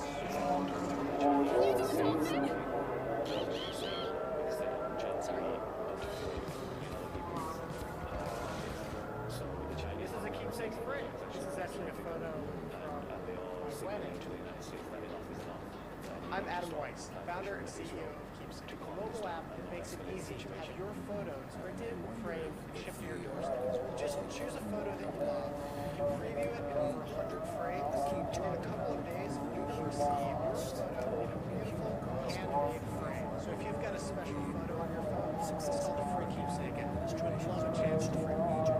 Did you know that by the time the next commercial break rolls around, you can find out if you're overpaying for car insurance? Honestly, just go to financebiz.com and you can fully compare the rates of over 90 carriers, Ee.Uus, Geckos, ladies and lab coats, and see what gives you the best price. It's fast, it's free, and it's all on you. No need to call it. Just you, 2 minutes of finance deals like lubricant in your best Israel. See if you're overpaying for car insurance. Go to financebiz.com.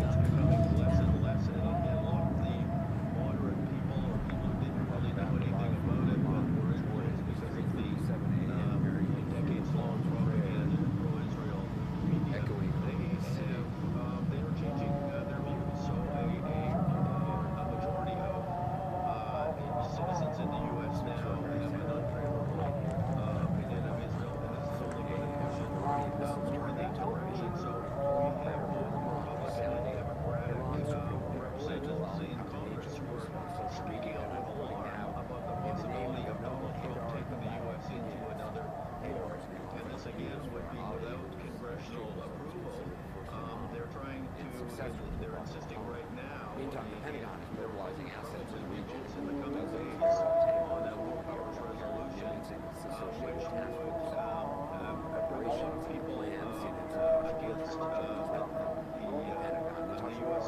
direct involvement. So I think the trend is definitely away from that. Anderson, we've seen dozens of U.S. Air Force tankers move into the region in recent days, and that is because we're told it will give the president options. Essentially, if he wants to carry out any kind of strike on Iranian nuclear facilities using a B-2 bomber, for example, he can do that because of all of the tankers that are currently in the air. They can be refueled.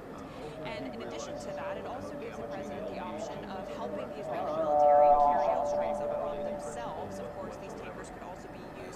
to refuel Israeli jets as they carry out their strikes over Tehran and over the nuclear facilities inside Iran. And so essentially it gives the president the flexibility to decide just how far he wants to take this. Does he want to get the U.S. directly militarily involved using its own Air Force assets to launch strikes on Iran, or does he want to just go the lesser end of that spectrum and help the Israeli aircraft continue the pace of the strikes over Iran that they have been doing in recent days, and perhaps even escalate those? So that is why the tankers were moved into the region.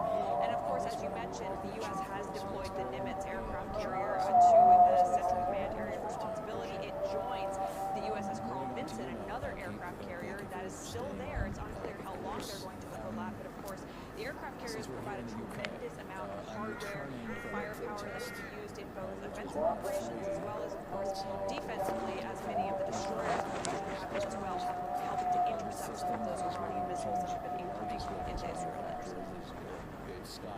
Touch Bertrand, thanks. For more now on Iraq's nuclear program, which before the break, our guest Peter Mansour says is all concerned to accelerate if Palestine action is National Security Analyst Joseph Giovanni, who is the Vice Chair of the Board of Directors of Center for Years.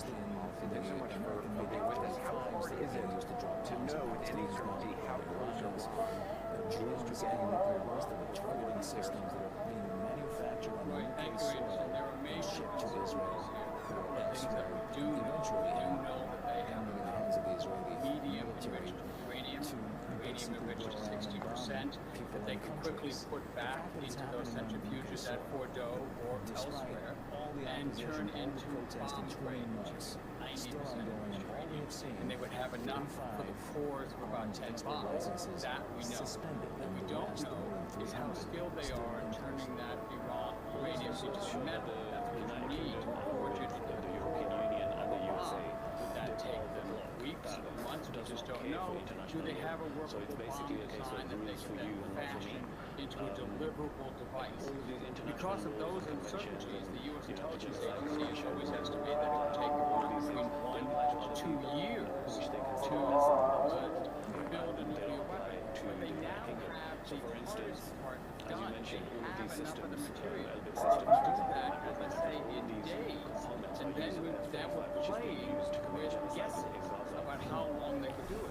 So you're basically gambling that you could do enough damage to Iran that you could shut this operation down before they can build a bomb. That is a complete unknown. I don't think anybody knows whether you can force David Cameron to. What about, I mean, that's a bomb of 90%. It was 60%.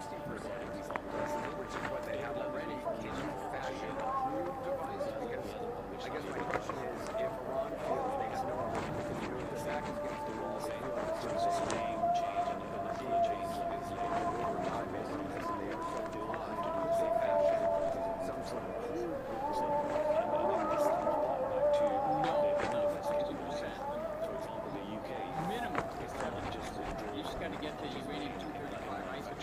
close enough together that once you start the reaction with both explosions and not disallowed. That's why 70, 80, 90% is preferable. The unknown here is what you do once you've got it. So instead of fashioning it into the device you put out a warhead of a missile that way, that might take you this much. Perhaps you just want to do something you can deliver in the cargo on the ship. By truck or by airplane, well, that you might be able to do in a couple of months, a couple of weeks. You just don't know. That's why the idea of attacking Iran now like this is really rolling the nuclear dice. Maybe you can succeed. I'd say there's a chance of that, but there's a far greater chance that this will lead to the kind of catastrophe that the military and intelligence officials have been warning about for 20 years. There's a reason we haven't done this before. The risk just too great. There are alternatives to military actions, and that is diplomacy. It's the only thing that's going to stop Iran from getting bombed. It still has a chance to work if the rest of the United States can make up his mind and decide what he wants to do. And just briefly, the risks you're talking about are not just being with us. As the Canadian perspective takes over, are you talking about a nuclear risk in an attack that bomb might come with a facility? Actually, the radiological event. if we attack Iran, looks like we're going to do that. There's a number of things that people warned about that are more likely to happen. Closing the Straits of Hormuz, shutting off therefore about a quarter of oil supply. That will sink stock markets around the world.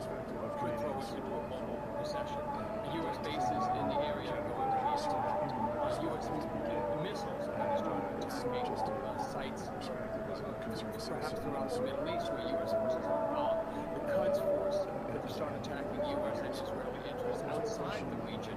These people know what they're doing. They can blow up restaurants, blow up symbols of U.S. power.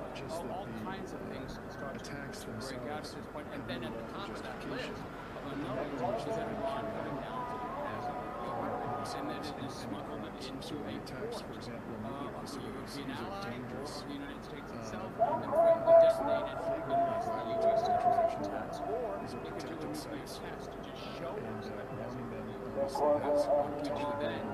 That's why this is such an unnecessary gamble. The attacks on nuclear scientists, the attacks on the broadcasting center yesterday, the Republican divide around Israel, Israel is committing the supreme power of oppression. That's what any influencers would say. Then you have the Canadian government, which not only refuses to acknowledge searching for Spain Sunday at 9 on CNN. Dawn trusted Revagen for her birth, and this is her story. My name is Dawn, and I'm in Central Texas. I'm a military spouse and a certified dog trainer. I've seen many commercials about Revagen. The people in the commercials were so authentic, and I thought, why not give it a try? I've been taking Revagen now for 3 years. It's been a confidence booster. It's made me feel really good about myself. Revagen has been the number one source of insulin nationwide for over 10 years. At Fisher Investments, we make look like other money managers or different. You can't be better. We are. We are team specialists not only in investing, but also in financial and estate planning. Your clients rely on you for that. Yes, and as a fiduciary, we always put their interests first. Are you still sell commissions? No, we have a simple management fee structured so we do better when our clients do. More than what I thought. At Fisher Investments is clearly different. Eczema isn't always arthritis. Eczema isn't always red. But now, eczema isn't always going to stop you. Eplis. Eplis is a once-monthly treatment to help those with moderate to severe eczema find real itch relief and real results. Like skin that's still more clear at 1 year. Don't use if you're allergic to Eplis. Allergic reactions can occur that can be severe. Eye problems can occur. Tell your doctor if you have new or worsening eye problems. You should not receive a live vaccine when treated with Eplis. Before starting Eplis, tell your doctor if you have a parasitic infection. Skin that's still more clear, even at 1 year. Clearly, it's possible with Eplis. Talk to your doctor about Eplis for eczema. Targeted relief. The only topical pain relief is four powerful pain-fighting ingredients that start working automatically to target tough pain disorders to 8 hours of powerful relief. As someone with hearing loss, I know how confusing and frustrating experience can be. That's why we created Job Hands, affordable, high-quality hearing aids with all languages you can never have. Job Hands offers Bluetooth and incorporated hearing aids delivered to your door for thousands less than years. Remote access to an audiology team, seminars. Better hearing has never been achieved. Try Jabra Enhance risk-free from Iraníes. Hi, TV. I wish I could record more. I wish my brand new TV was color. I wish I could record more. It's like that at this point. You talked about, again, upgrade the dash voice control being brought to the United States. Tweet from the American president. It's $3 a month, and again, it's free. We know Your home is your happy place until you come back to bad odors. Use Febreze plug-in. It has a microchip that alternates between 2 scents to fight odors and provide freshness for up to 50 days. Try Febreze these At rules, Wayfair, as we we know, get it's these pretty orders excited that about furniture. Around here, it's not a patio, it's a patio. Oh, I love this chair. your reaction to a tweet from the American president.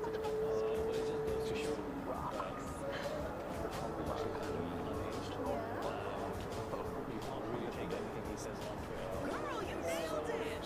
No, this set is just a couple of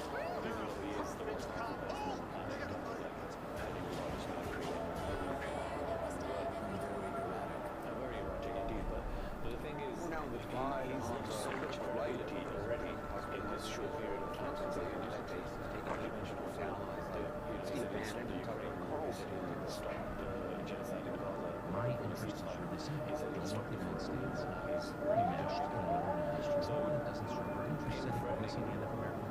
The Iranian Supreme Leader like that is actually very dangerous. I prompted this from the president on social media, quote, somebody believes his credibility with Tucker Carlson that Iran cannot have it. He's also saying Tucker Carlson, founder of Lift Africa Voices and former Times.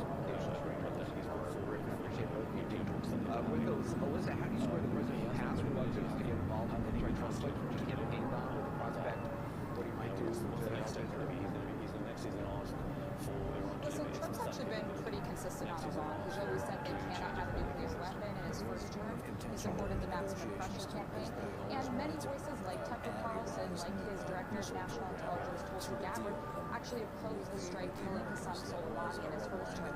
And then we're predicting that this would lead to World War III. In fact, it restored deterrence in the region. I think that Donald Trump is rightly listening, talking to Benjamin Netanyahu, talking to Arab partners in the region, and to our European allies who recognize Iran as a dominant force in the region, that it is in our best interest to make sure that they do not have a nuclear weapon.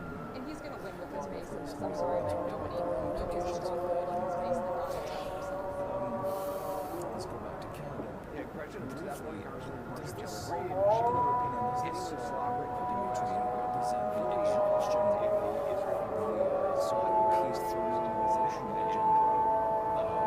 Obviously, the president of Canada sought to integrate Israel into the region without actually Yeah, look, I think it's good to have a difference of opinion even inside of Omega, because what we've seen on both sides of the aisle is that we have think that's when incivility grows. What I'm more worried about here is actually Melissa was just Trump's views himself. And it's been reported that he watched Fox News over the last couple of days. He saw that they were talking about how brilliant Israel's attacks have been against Iran, and that really changed his views about it. He wanted to flex. He wanted to get involved in this as well. And it's one thing to operate on the whim of tariffs and immigration, which he has done on those important issues. It's a whole other thing to suddenly just decide that we're going to attack Iran on a whim because you want to flex. And I think that that is where the danger is here. Not necessarily that MAGA is disagreeing. It's that we could get ourselves involved in three. But if you want me to actually predict who I think is closest to anyone else, it's not Marjorie Taylor Greene, it's Laura Loomer. And she's the one that's telling him right now to attack. Listen, obviously, the U.S. has a rough history of attempting regime change in the Middle East, something that President Trump has spoken about. If the U.S. does act, do you think he's going to try to limit this to just direct strikes by the U.S. something any other countries and not try to get involved in an actual change in the Listen, I think Donald Trump showed at the end of the day with his tweet that he said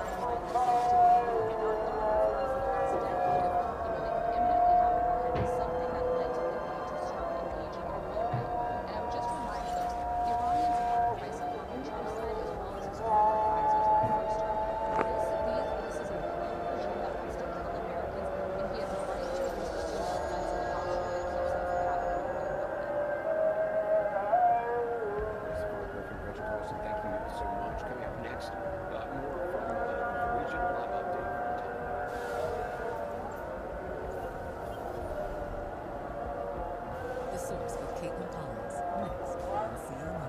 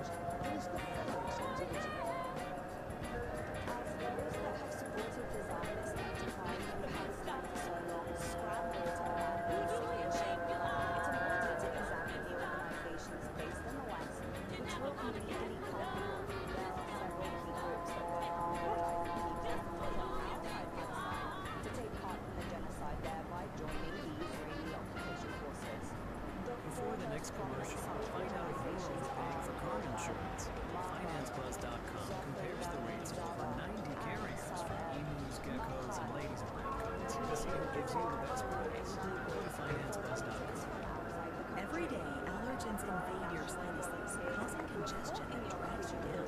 Pills and sprays may dull the symptoms, but the allergens remain. Luckily, Navage flushes them out. Simply press a button to quickly rinse away the allergens, dust, and germs other options leave behind, so you can breathe better, fast, drug-free, simple, refreshingly effective. Find Navage in-store or online today. Navage, it's time to breathe better. That costs roughly $2,000 and Once you teaches have pupils kids, you want to make sure that they're taken care of. I kept putting it on. But finally, I searched the best online like I need those kids. I was able to get it right instantly. It's a relief, to be honest. Check your price today at ecos.com. Spending time on With Iran and Israel training fresh strikes tonight, and we're waiting for what tomorrow might bring.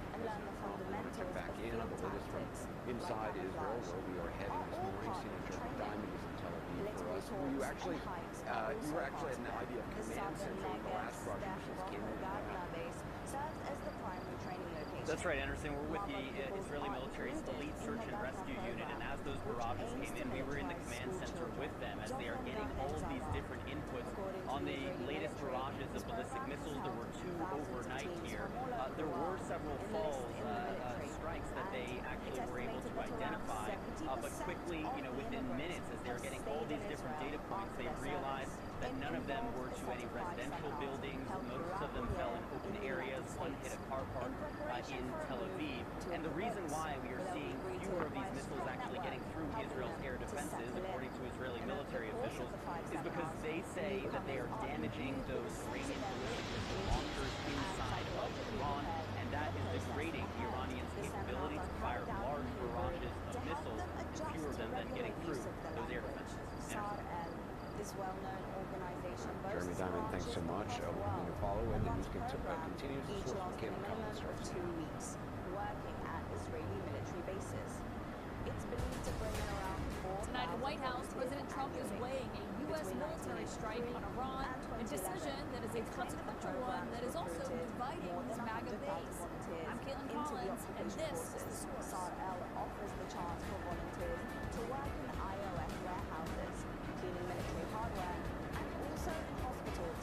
The volunteers stay in the army barracks and work 8-hour days, 5 days a week, all dressed in IOF uniform. As we come in the air tonight here in Washington, all eyes are on the White House, from Tel Aviv to Tehran. The world is really waiting for word from the American president, while the skies over both cities look and sound like this. As usual, I'm joined in the studio by who's the UK's foremost scholar on critical Israel and our resident expert. Warning signs in Israel for waves of incoming missiles from Iran, most intercepted by the Iron Dome, though some, as we've seen play out in recent days, are getting through.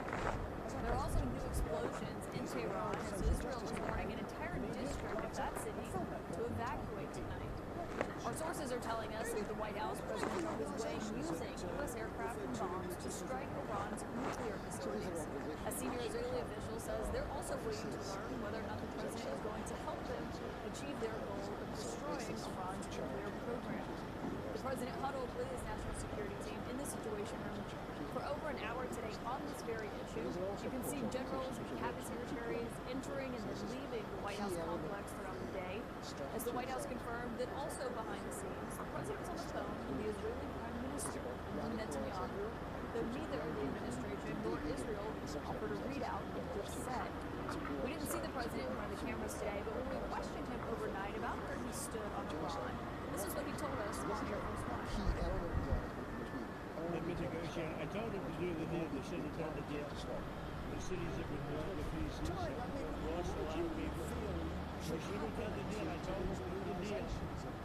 So I'm not too much able to negotiate.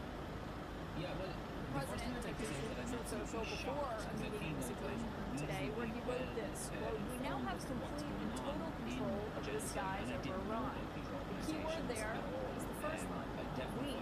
He followed that with, we know exactly where the so-called leader is hiding. He's an easy target, but he's safe there. We're not going to take him out, at least not for now. And then in all caps, the president demanded, quote, unconditional surrender. If the president does order a U.S. strike on Iranian nuclear facilities, there are still major questions this evening about what could follow, including whether that U.S. strike would be guaranteed to reach Iran's most precious nuclear sites, which are built into mountains deep underground. Is there any guarantee that if the U.S. did get involved militarily, that a U.S. bomb could destroy Iran's nuclear program and facilities? Do you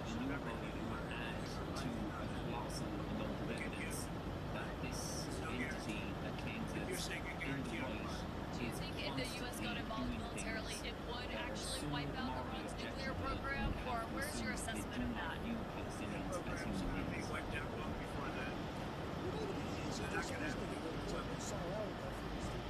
I want to get straight to CNN's Anderson Cooper, who's live in Ahmed, Jordan tonight, where missiles have been passing overhead. Anderson, obviously, I should note the reason you're there. The airspace over Israel is closed. As you're making your way there, you have to drive to actually get there. What are we seeing and hearing on the ground over there?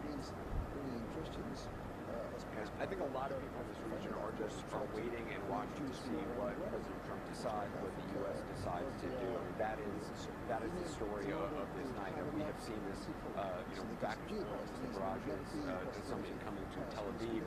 As we landed here several hours ago, driving in from the airport, you could see Jordanian air defenses. Well, we were told the Jordanian air defenses activated.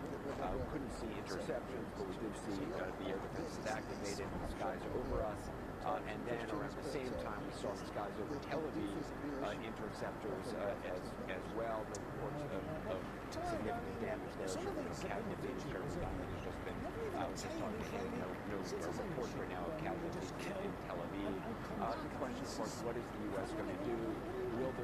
strike against that Fordo facility. That is up to 2 several tons, and the Fordo, as you've been reporting, that is the one inside that mountain, which can really only be reached by these bombs that the United States has, and the delivery mechanisms that the United States has require more than just one successive wave from what we understand.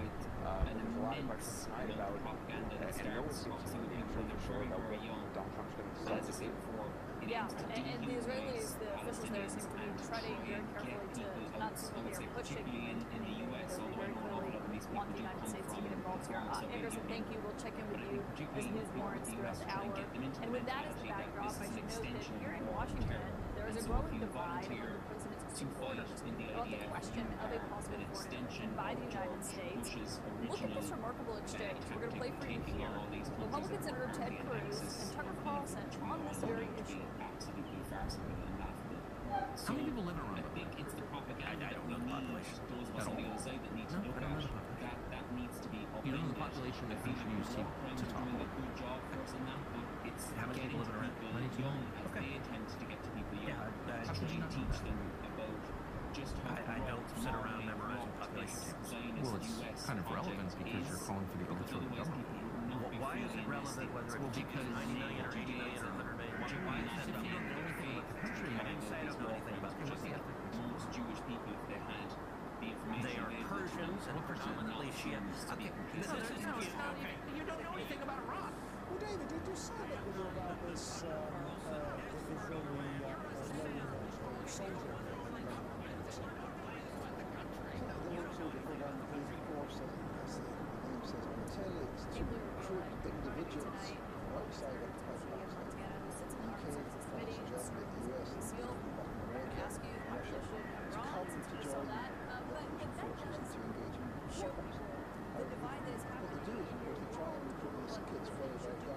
So there are programs to recruit into the universities through the students, but there are programs in the youth groups that are separately different youth groups, different Zionist youth groups in the UK and in the US and in as well. The recruitment from there.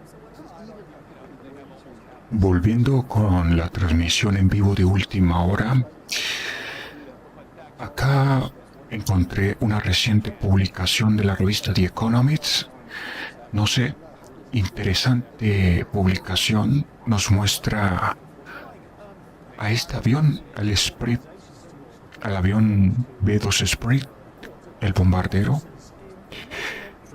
Y según la publicación lo que dice, se está produciendo una escalada militar.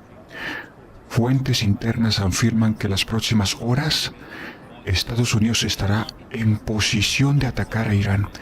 ¿Qué podría suceder si Estados Unidos entra en la guerra entre Israel e Irán? Entonces, acá The Economist ya anticipa que Estados Unidos se va a involucrar en el conflicto, y publicando precisamente este avión, este bombardero B-2 Spirit, que evidentemente es el avión que se va a utilizar para bombardear las instalaciones nucleares. Trump está cada vez más cerca de atacar Irán.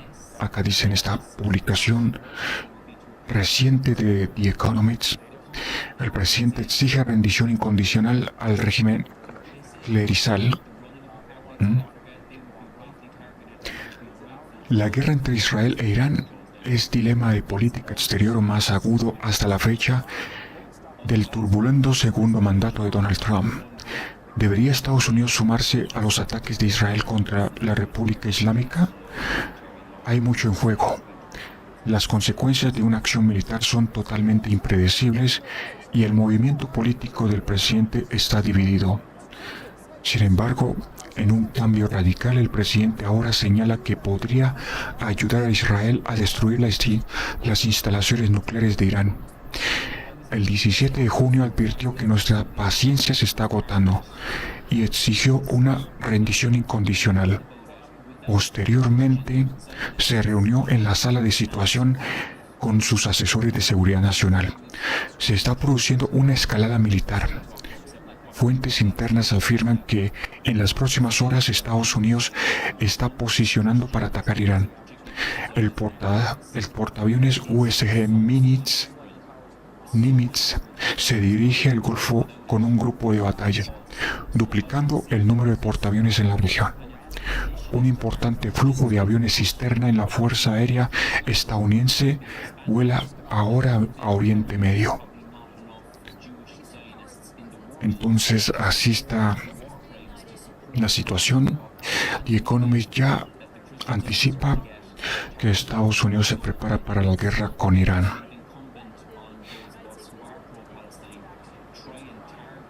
Entonces,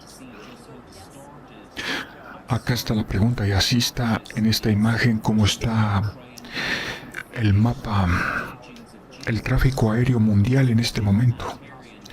Si se fijan, hay 3 conflictos bélicos importantes. No sé si esto es el Medio Oriente o este es el Medio Oriente. Este es el Medio Oriente, no sé qué lugar es este. Pero este es en Ucrania. Este es el Medio Oriente. ¿Y aquí qué es? ¿En Asia? Una parte de Asia. En Corea del Sur, parece ser. En Corea del Norte, no. Pero así está el mapa aéreo en estos momentos, según.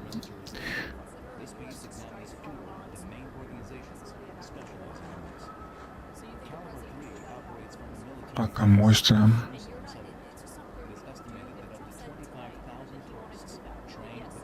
Aparentemente la ciudad de Teherán está completamente vacía.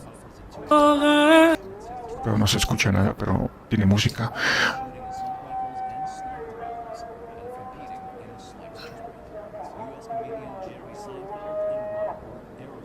¿Qué es ese ruido? What the fuck? Pues en eso sí.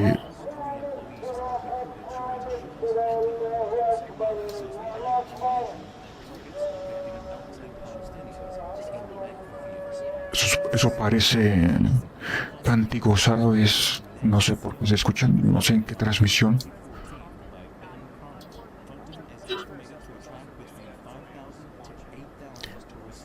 Vale. Entonces, continuando con la transmisión. La última advertencia de Irán. Esta noche habrá una sorpresa que el mundo recordará por siglos. No se sabe a qué se refiere.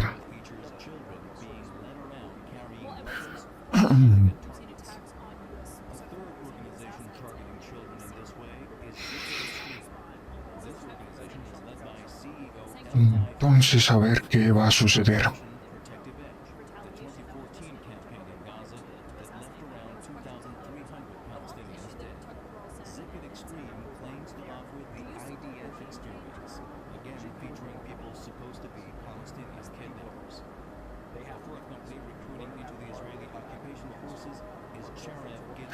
Vamos a ver qué va a suceder en las próximas horas.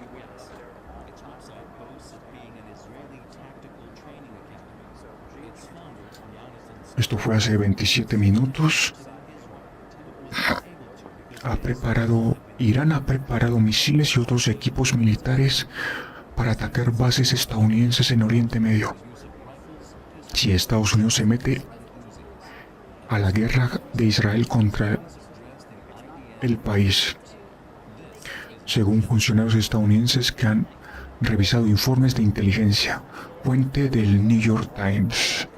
Así que ya Israel está reposicionando para atacar las bases estadounidenses en Oriente Medio.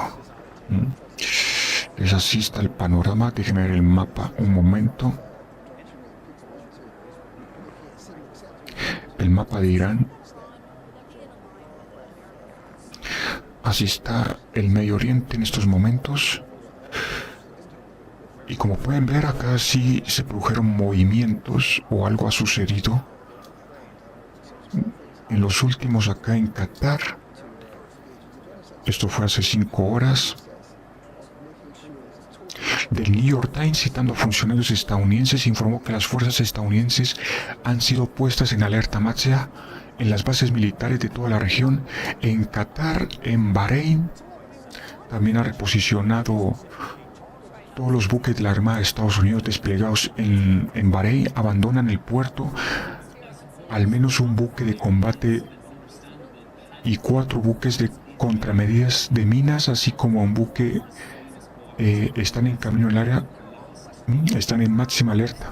Entonces acá prácticamente lo café, acá se pueden ver, son bases estadounidenses en Qatar, en Arabia Saudita, en Bahrein, en Kuwait. También hay bases estadounidenses, posiblemente también en Irak, también estarán en alerta máxima.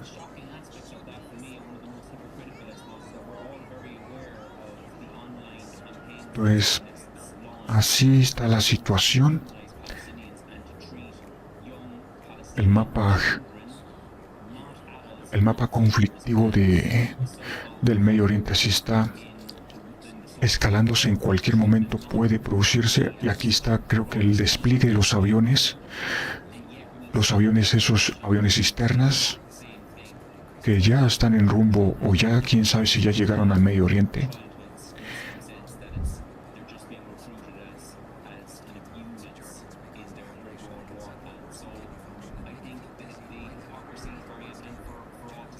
Acá lo último.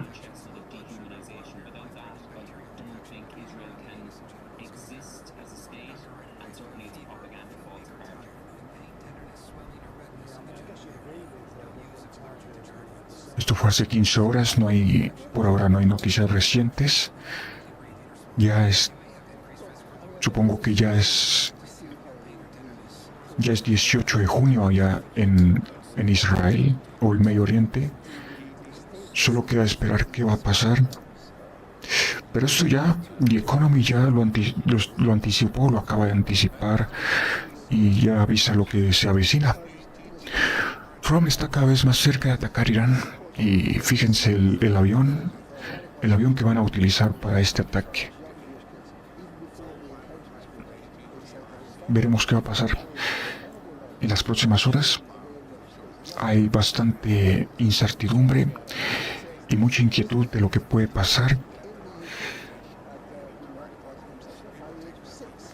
Por lo tanto, todavía sigo al pendiente de todas las informaciones que se publican en las redes sociales, de cualquier situación que aparezca de última hora. Vamos a ver qué va a suceder. Vamos a ver cómo está el mapa aéreo.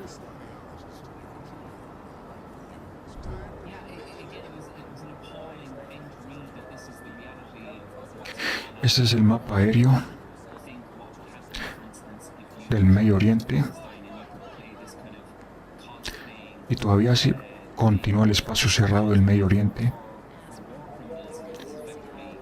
Acá hay muchos movimientos en Kuwait, también en Qatar, porque la cosa puede ponerse muy peligrosa en las próximas horas.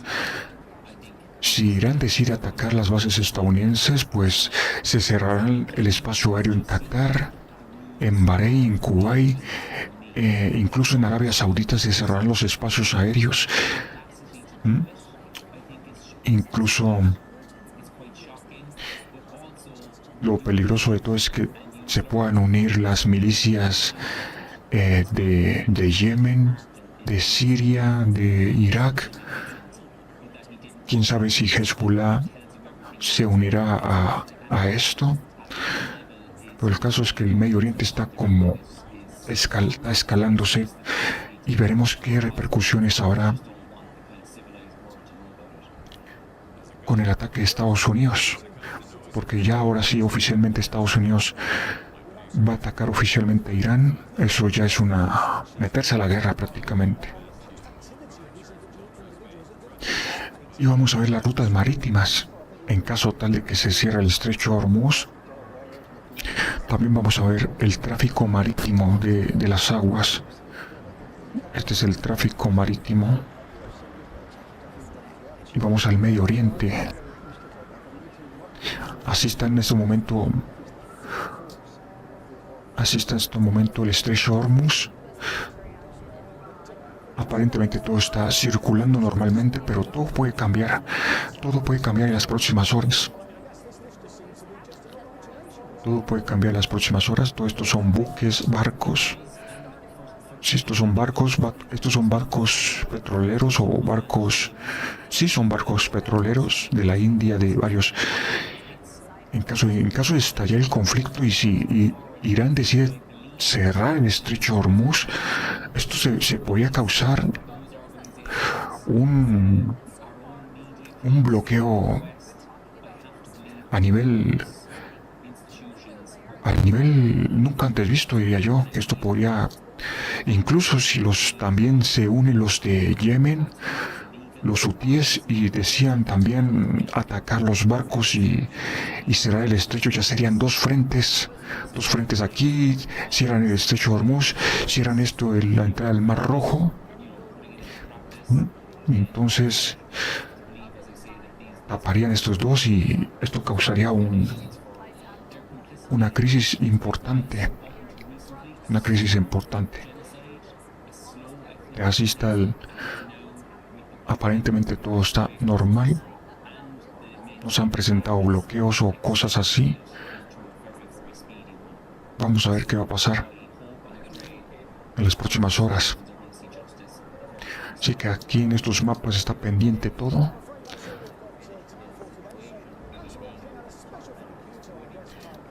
Acá las televisiones, estoy pendiente de las televisoras por si pasa alguna noticia a última hora.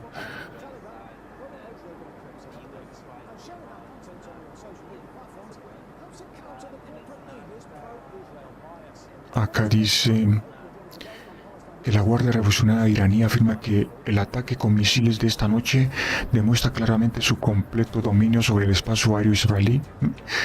Pues yo veo otra cosa, pues todos los misiles fueron interceptados.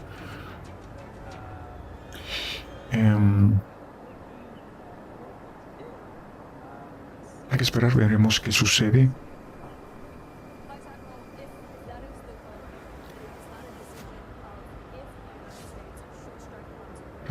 Estoy pendiente al tanto.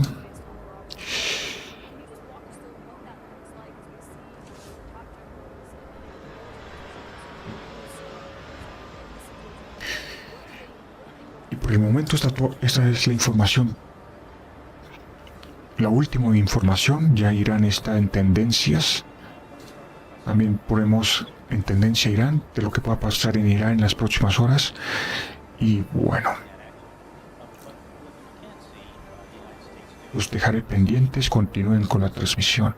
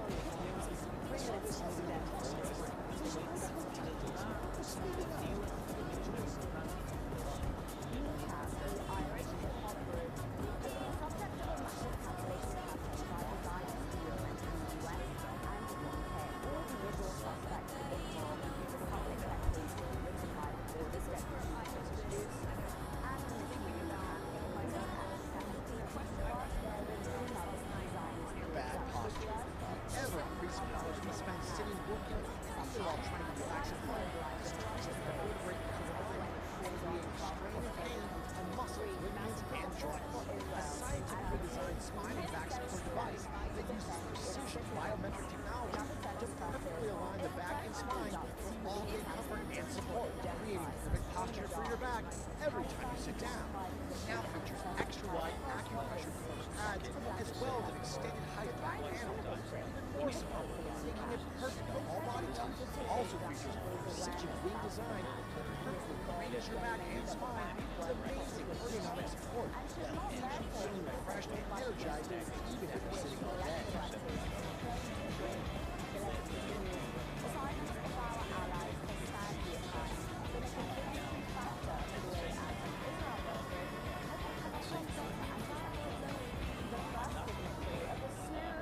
Do you live in Israel or you're preparing for your Aliyah? Congratulations. You have a smartphone? Perfect.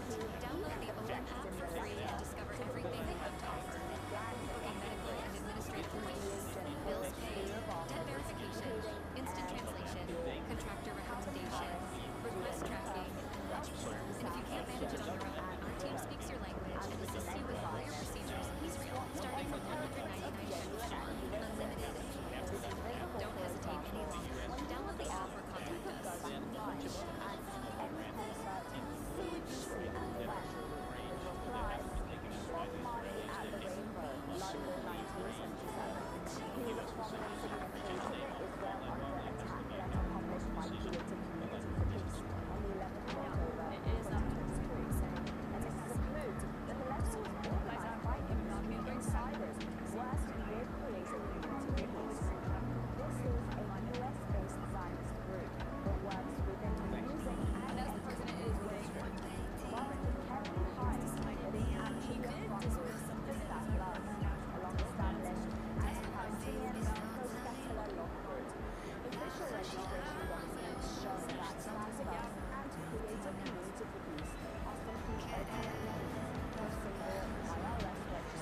Introducing the brand new i24 News Video on Demand app. You'll have instant access to all our programs, reports, in-depth discussions, and expert commentaries, all at your fingertips, whenever you want. So what are you waiting for? Download the i24 News Video on Demand app today.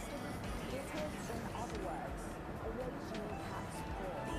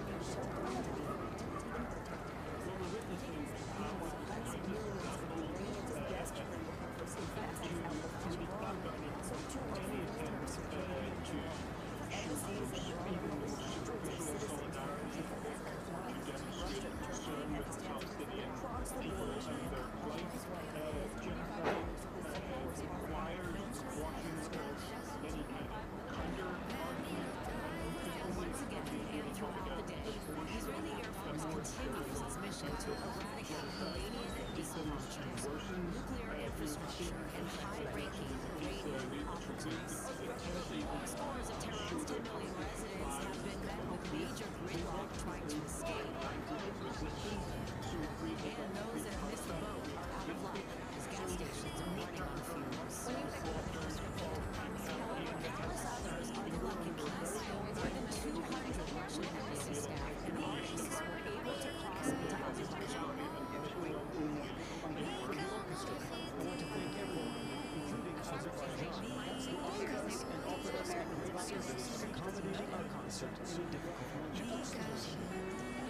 Family members in Turkey, which shares a 350-mile border with Iran, are anxiously awaiting the return of their loved ones. I'm here because of safety, that they are bombing. My children have small children of their own. I have grandchildren. They live in Tehran. I am waiting for them so that we can enter Turkey together. Similarly, with 20,000 Pakistanis living in Iran, a group of over 100 students also found safe passage. Due to the Iran-Israel conflict, the situation is very difficult. That's why we decided to come back to Pakistan. Flies in order to keep the lines calm. So we came here. Our family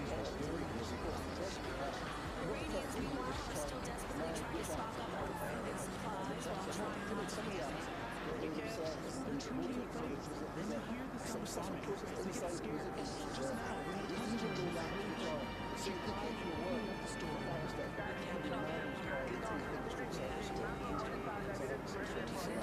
fighting pilots also struck the headquarters of Iran state broadcaster in the middle of a live broadcast. Israel's defense minister, Israel Katz, called the broadcaster the propaganda and incitement broadcasting authority of the Iranian regime. According to intel, the center was used to promote military activities under the guise of civilian assets and means. The center's activity was that of the Holocaust and in full guidance of the Revolutionary Guard. For years, the Revolutionary Guard has been calling for the destruction of Israel and genocide.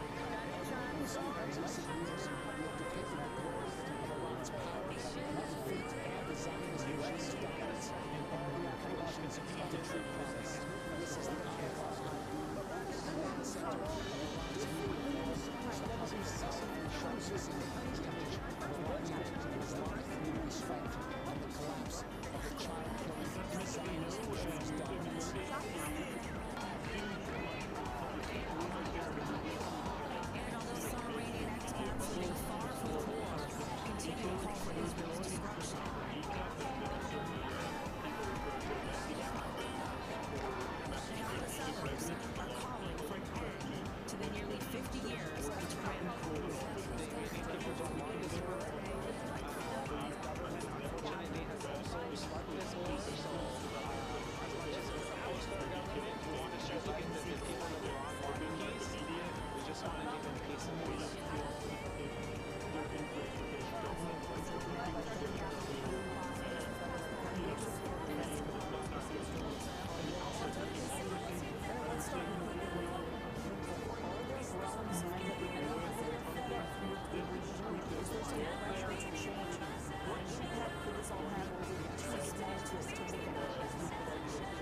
Well, great to be with you. First sign of change is really breaking past the entities of the public. Those signs manifest long ago. The question is, what have the Iranian people been doing? As we've seen for a decade now, they've been boycotting the ballot, striking, massive iterations of anti-regime protests from 2017 to present that continue to get demographically and geographically wider, bigger, and more diverse.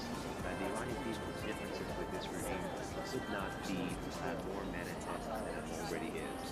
There are risks here for the Israelis naturally as the military operation continues, that if there are civilian casualties, that the regime may try to induce a rally. Thus far, the regime has absolutely failed to induce a rally around the flag effect that used to be conventional systems in what's for 2 decades now.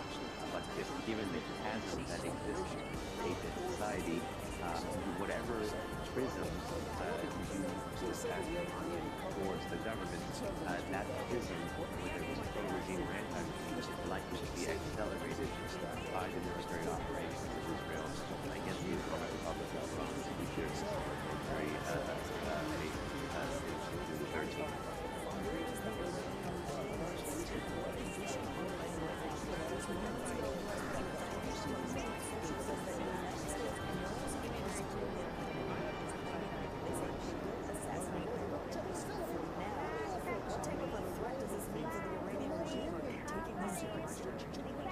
Well, they absolutely need to be taken seriously, because even without the entry of the conflict, the Israelis have been detangling many, not all, but many of the most striking capabilities of the Islamic Republic, have been targeting future production centers for Iran's medium-range nuclear missiles, and have been going after nuclear scientists, and have been going after military bases, and have been going after agents and elements of the oppressive apparatus of the Islamic Republic of Iran that oppresses the We saw the strike over the weekend against the police headquarters in Tehran. We saw the symbolic strike against the IRIB, which inherits corporate competitors.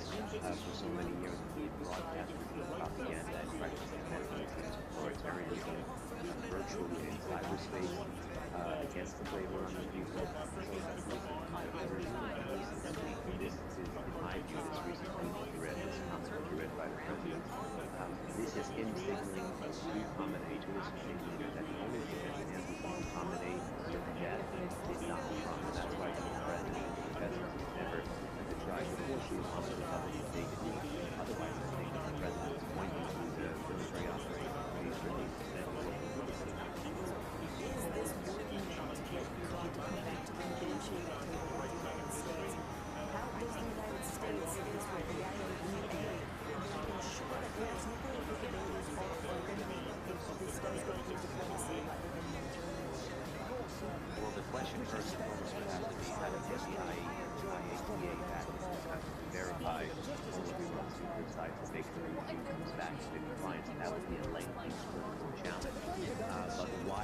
the conditions are being set for that case to be agreed to, and the Israelis are taking off as much as they can through military force from the tape. And ironically, the more successful the Israelis are concerned, the less they need urgency for President Trump to try to deal with the clarity they have before they take much of this stuff off the table. If time will tell if what is left of the Iranian nuclear program ends up being squirreled away and converted into weaponization, be targeted or be traded away. Thank you.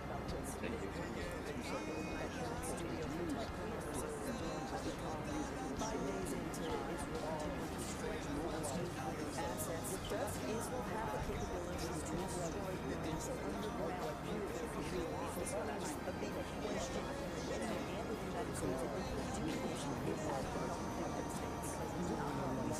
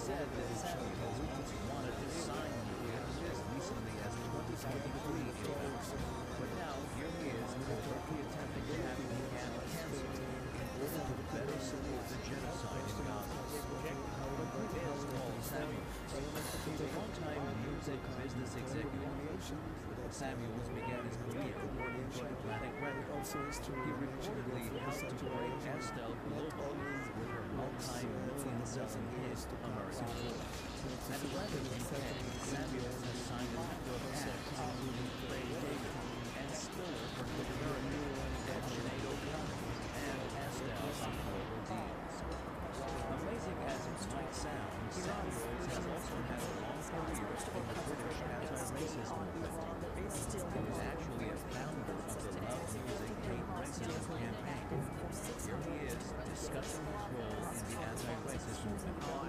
My name is Samuels.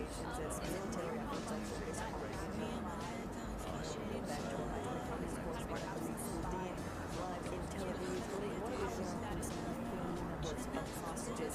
It's not just these victims of the hostages as well, it's also the Qatari foreign minister. He says that Israel's war with the EU is hurting hostage talks and helping to tension.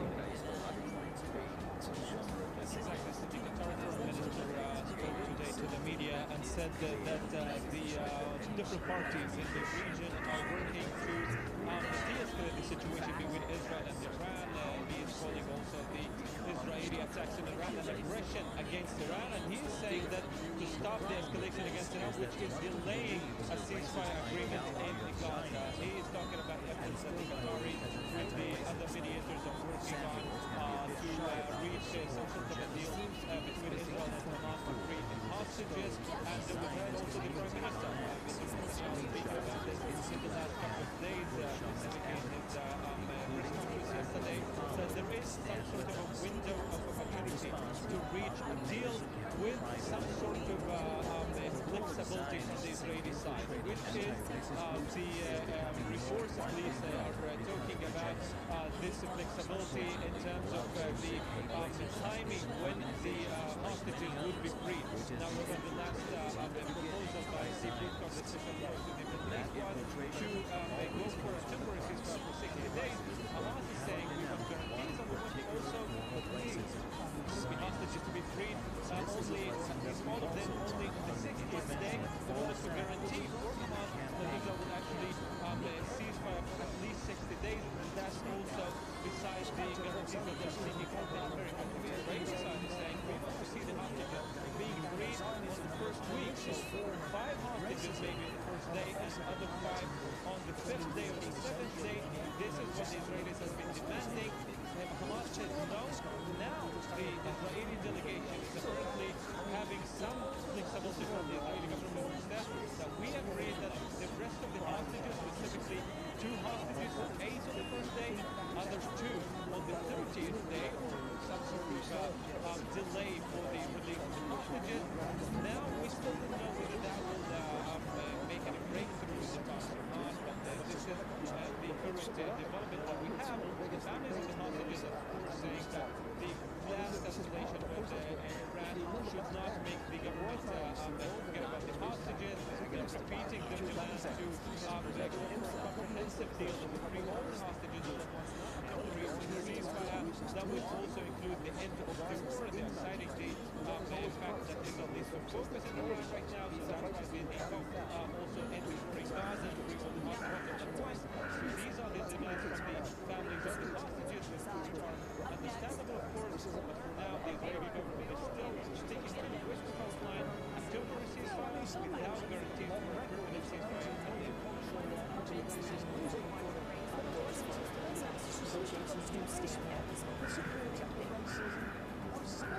Updates as well as to what is happening right now inside Iran. Iran's National Cybersecurity Council has launched a cyber attack inside Iran. I have not many details right now, but we'll continue.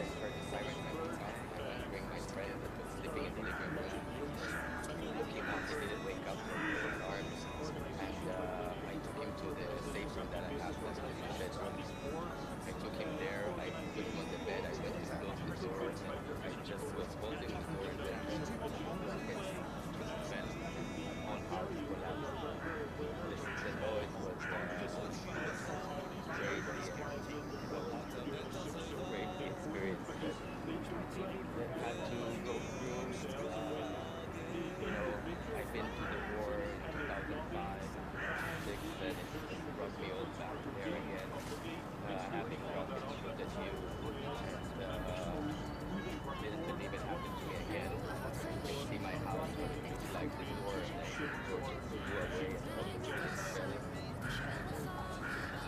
took him inside my bedroom and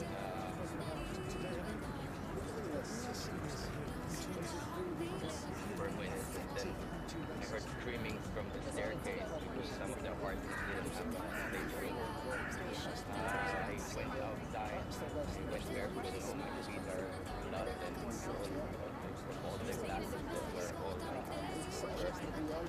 Putting into my room, I put straight away got socks, I put socks on them, I gave them shoes, so all of us will have shoes so we can really go out because everything was everything collapsed. We took them, I put like wet towels over our faces, and all with gas up and smoke. We could not breathe, we were choking. So we put the towels on our face and we just went outside and ran outside. It's crazy.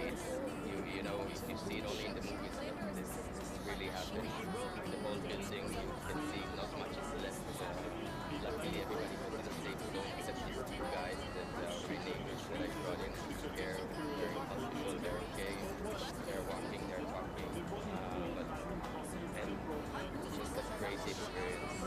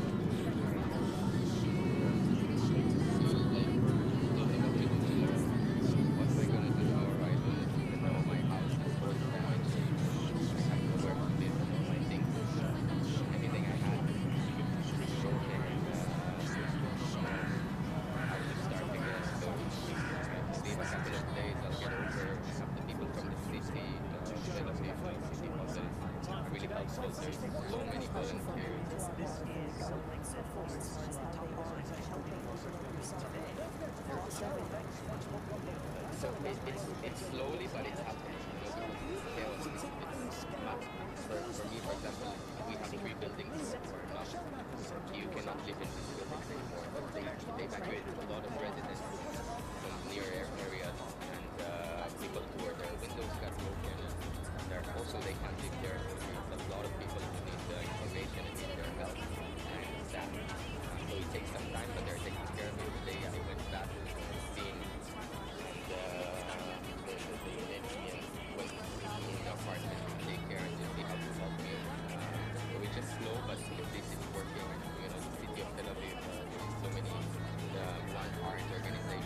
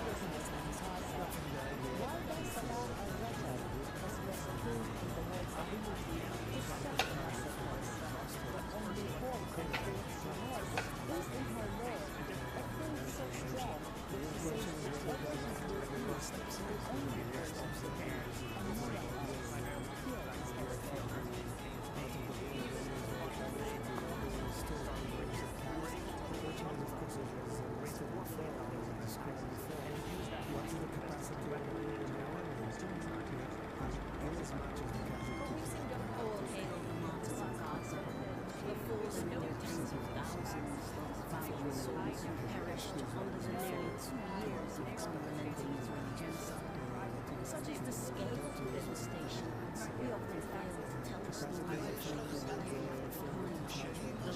ones who weep for their passing and lose now live in the terrible themselves and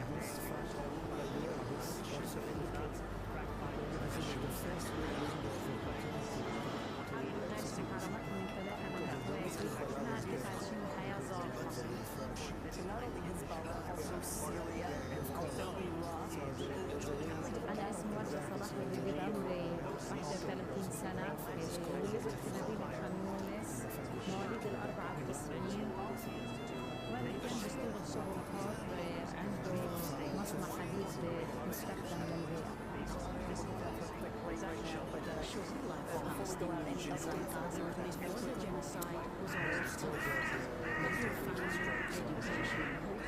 Resilient Palestinians somehow found a way. Those flashbacks are now further memorialized in lives of current circumstances. ذكريات سعيدة كنت أنا وأهلي مجتمعين مع بعض وكانت حياتنا جنة. كان إخواتي عبارة عن 5 إخوات وأمي وكنت أنا الصغيرة في البنات 4 بنات وكنت أنا الصغيرة في البنات. كنا الحمد لله دائما يعني مبسوطين نطلع مع بعض مع بعض أعياد ونجتمع مع بعض في مناسبات. والحرب اللي عشنا حرمتني 3 من إخواتي الشباب. الظروف اللي جيت فيها كانت ظروف الحمد لله بالنسبة لأهلي ظروف حلوة وكان وضع المعيشي بالنسبة لأهلي. We attempted to do cleansing that means that basic tools for survival are being systematically removed. The conditions in which citizens as expected to live and frankly perish have not gone unnoticed by those bearing the heaviest burden. Warda understands that this is deliberate and this is unfair. كيف عايشين حياة ظالمة ولازم ناكل الأكل اللي بدنا إياه، لازم نلبس اللبس اللي بدنا إياه، نطلع مشوار مش صح ما نطلع برا نشتغل، نشوف إنه مفيش حدث ورانا، أولادنا مش مبسوطين في هاي الحياة. For Warda, education is always the backbone of the society. Knowledge is power, and passing the power to the next generation is vital.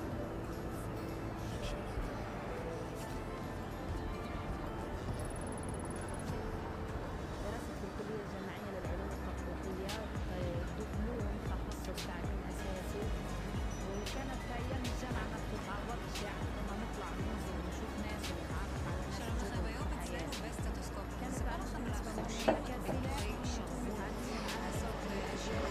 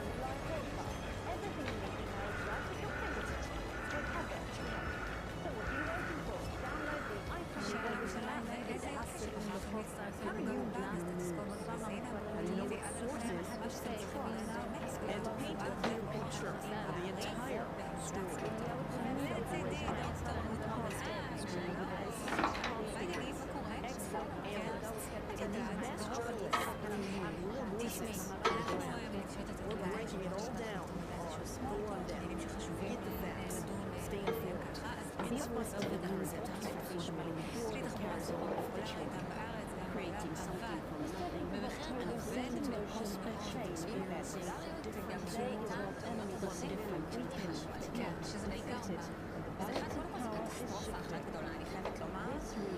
באמת אנחנו רואים אקליט סופר נגיש, רואים את הכל בכל עדיין, בכל הדבר. אם אני בשתיים, כאן באמת עלייה מסתובבת הקורקינט, ובעצם על איזה פציעות, מה אנחנו רואים? אז באמת יש קשת מאוד מאוד רחבה של פציעות בקורקינט השני. אנחנו מדברים בעצם מחבלות קלות, ששובים, מלכים, עד באמת שבבים, כפיים, עצרות הפנים, באגן, אנחנו מגיעים לפציעות פנימיות קשות, עם פגיעה בגבי חול, וגם לצערי מקרים של מוות, שזה בעיקר חבר'ה צעירים, נכון, יש בעיקר חבר'ה צעירים, ומה שבאמת הציבור בעצם לא יודע מדברים על פצועים כלליים, זה שבר ביד ברגל, אבל זה שבר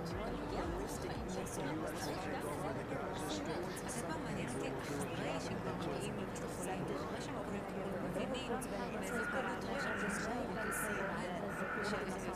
מביש, שזה משנה להם משהו בתודעה, הם כבר רואים באחד, אני בחיים יותר רוצה להבין ואני יכולה לומר שכל פצוע שאני שבחיים אני לילדים שלי בסצבה שאף אחד לא ידע אני לא יודעת אנשים ממליצים עושים את זה אם אתם כבר עושים את זה לכתוב אז חמורת זה לא משהו של בחירה, זה משהו של חובה אם תקרצו לפחות טוב, בסדר אין קצת מחשבה של אחריותכם אנחנו כבר מוסיפים ולקחים לצעקים על איך אפשר לוותר על ניתוח מורכב או מורכב ונתודם מורכב ולעשות ניתוח של כל בפעולה אנדוסקופית פשוטה יחסית. תנסה לרדת השאלה זה פרופסור פיש בקרוסטית לרפואה פנימית והסטרטולוגיה מנהלת היחידה לבריאטיה אנדוסקופית וסופרסטרולוגית ולאנדוסקופית של הפרופסור קודם כל כמו שכולם יודעים יש מגוון מחזיק חרדיות שמתחילים לסוף לסטאר יש איזשהו אלמנט שזה מאפיין את כולם יחד מה שמאפיין את כולם הוא שהם מאוד אפקטיביים מצד שני כולם טבע שונים יש חדירת גוף לבטן ויש זריטה של חלק מהאבצה והפצצה רואים שינוי אינסטלציה של מידע בתוך קיבה קטנה כל זה נקודות יחסית מורכבות הפרוסטרופית כולה פחות מורכבת אין חיפוש בבטן, אין חיפוש במערכת העיכול נעשית דרך הרבה כמו גסטרוסקופיה אומנם בהחלמה מלאה למשהו שבעצם יצירים את הקיבה על ידי תפירה הורדת נפח קיבה פשוטה שם נעשית בהרדמה מלאה אבל באותו ערב המטופל כבר על הרצה ומה שקורה שסבל אנחנו משאירים את הלילה טיפות לחץ משאירים שפים שומרים באופציה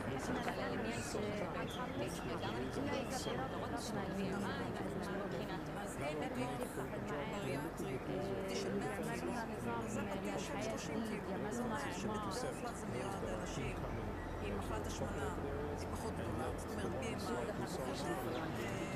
שלא זקוקים ולא צמודים קריטריונים לניתוח בריאטרי זאת בעצם שאלה הוא מסתכל את זה מי שמתאים לניתוח של ניתוח רגיל בהחלט מסתכל לניתוח אנדוסקופי ניתוח של בסיס באופן עקרוני אנחנו מייעדים את זה להיות שהתוצאות להיות שמשקשים סביבו אותם רואים פחות משקל משקל מייעדים אותו לאנשים משקל עודף פחות אם יש נניח אדם צעיר שכן עומד בקריטריונים לניתוח בריאטרי והוא לא רוצה עדיין תחילת חייו להיכנס לניתוח כזה אנחנו מאפשר לו את זה מה סיפורים בהליך הזה תופעות של בית? יש בהתחלה תופעות של בית של כאבים בחילות שמשתלטים עליהם די מהר בטיפול תרופתי תופעות לוואי חמורות של חימום, נקב עד ניתוח דחוף זה 2% בידם שלנו פחות זאת אומרת מצד אחד נפחות מאוד גדולה מצד שני זה לא תוצאות של ניתוח בריאטרי בניתוחים באמת סליחה בריאטרי זה יחסית אחר כך יש את כל העניין של ספיגה ויטמינים שצריכים לקחת זה דבר באמת זה כמה פרושות בעצם בצורה פשוטה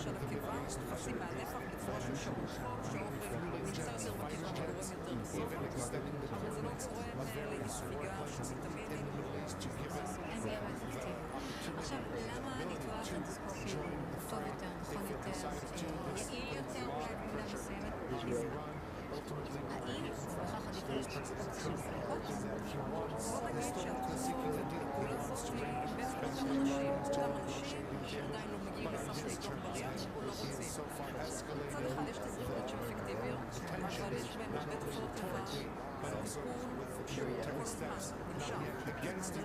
היא מציעה לזריקות התרופתית, יש ריבאונד גדול לאנשים הניקות בשביל סף. בניתוח הזה, הפעלה למשהו שאין צורך בקונסטרציה. אנשים אין להם תופעות לוואי שכותבים של בחילות, שיקולים, כאבי בטן, שאנשים מתקשרים.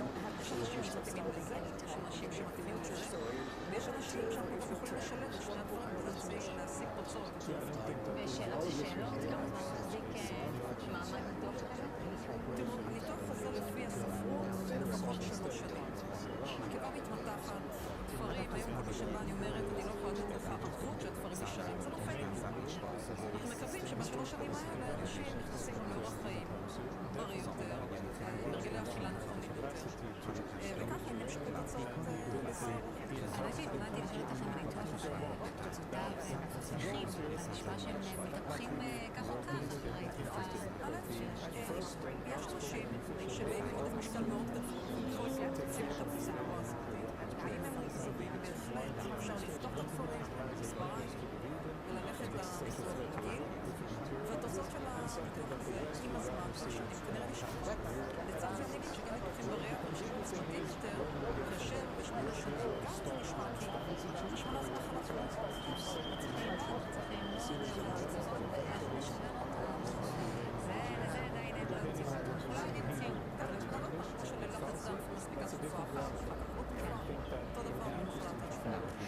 לשנות תרגילי כוונה נכונה, לתת שפרק זה בוסט של תוצאות, ובעצם לתת עוד מוטיבציה, שיהיה בעצמך אידיוט, פרופסור פישמן, תודה רבה שבאת אליו, תודה רבה. Ok, seguimos en vivo.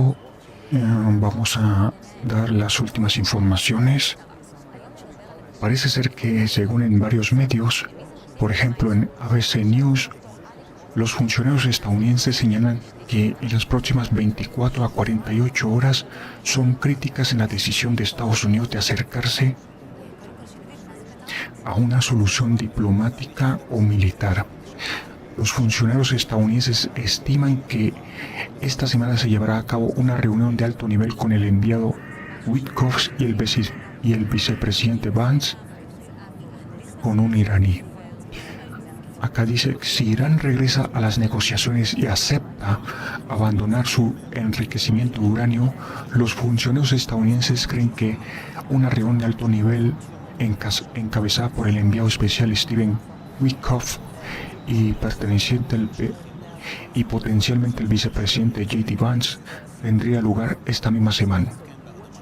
Si no, pues está la opción militar y ya sabe cómo va a terminar el escenario.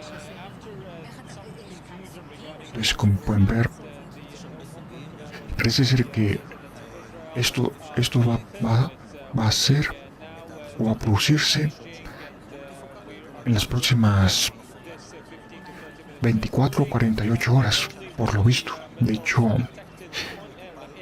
ya está amaneciendo en el Medio Oriente.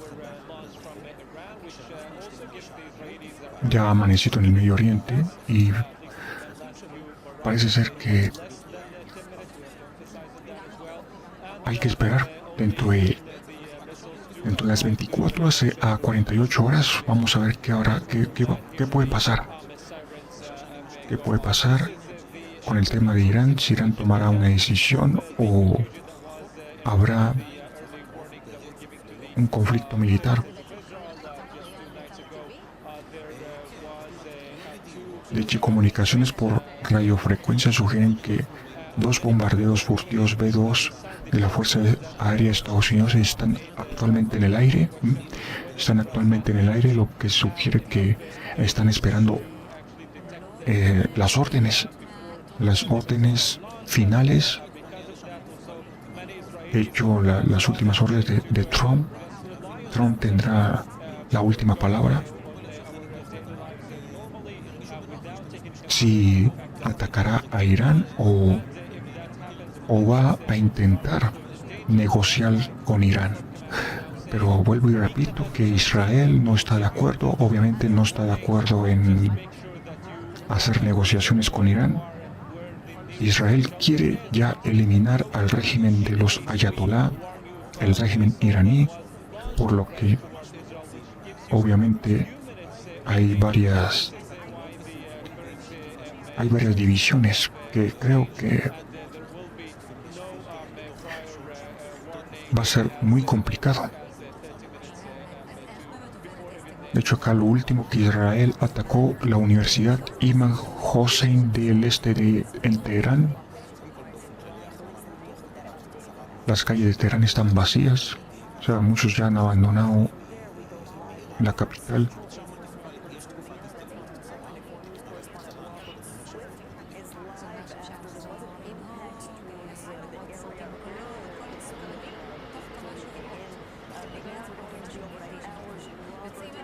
Y así está el panorama en la capital de Irán en estos momentos, con múltiples bombardeos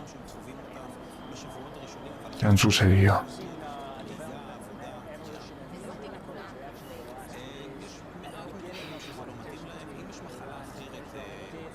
En todo caso, las próximas horas, creo que las próximas 24 horas van a ser cruciales. Posiblemente el día de mañana, del 18 incluso al 20 de junio, podría suceder cosas. Pues podría suceder, no sé, ya el ataque.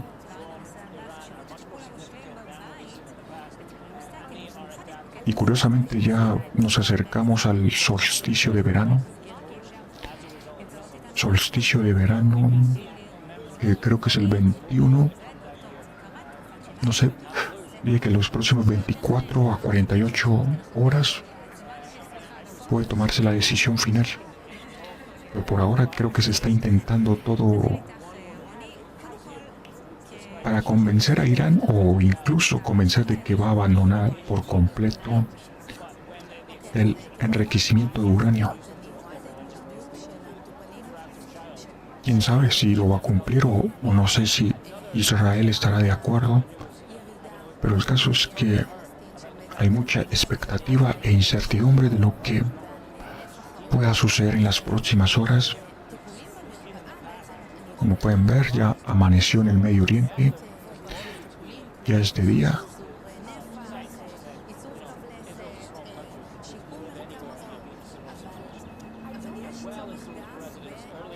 Sí, efectivamente, de hecho ya amaneció en el Medio Oriente. Ya son más de las 5 de la mañana. Y veremos qué va a pasar. ¿Qué va a pasar en las próximas horas? ¿Qué va a suceder en las próximas horas? Que van a ser cruciales. No sé si terminar la transmisión hasta aquí, aunque estoy notando un poco de lag, un poco de lagueo. Pero yo creo que según las fuentes que he investigado es que dentro de 24 a 48 horas se va a tomar la decisión o va a iniciar el ataque de Estados Unidos contra Irán, posiblemente entre el 18 de junio, entre el 18 al 20 de junio puede producirse ese acontecimiento, entre el 18 al 20 de junio. Así que así les dejo. Bueno, por ahora voy a terminar esta transmisión especial y en cualquier caso, si sucede un acontecimiento imprevisto, una noticia de última hora, estaré aquí para informarlo. Y bueno, gracias por acompañarme en esta transmisión. Nos vemos hasta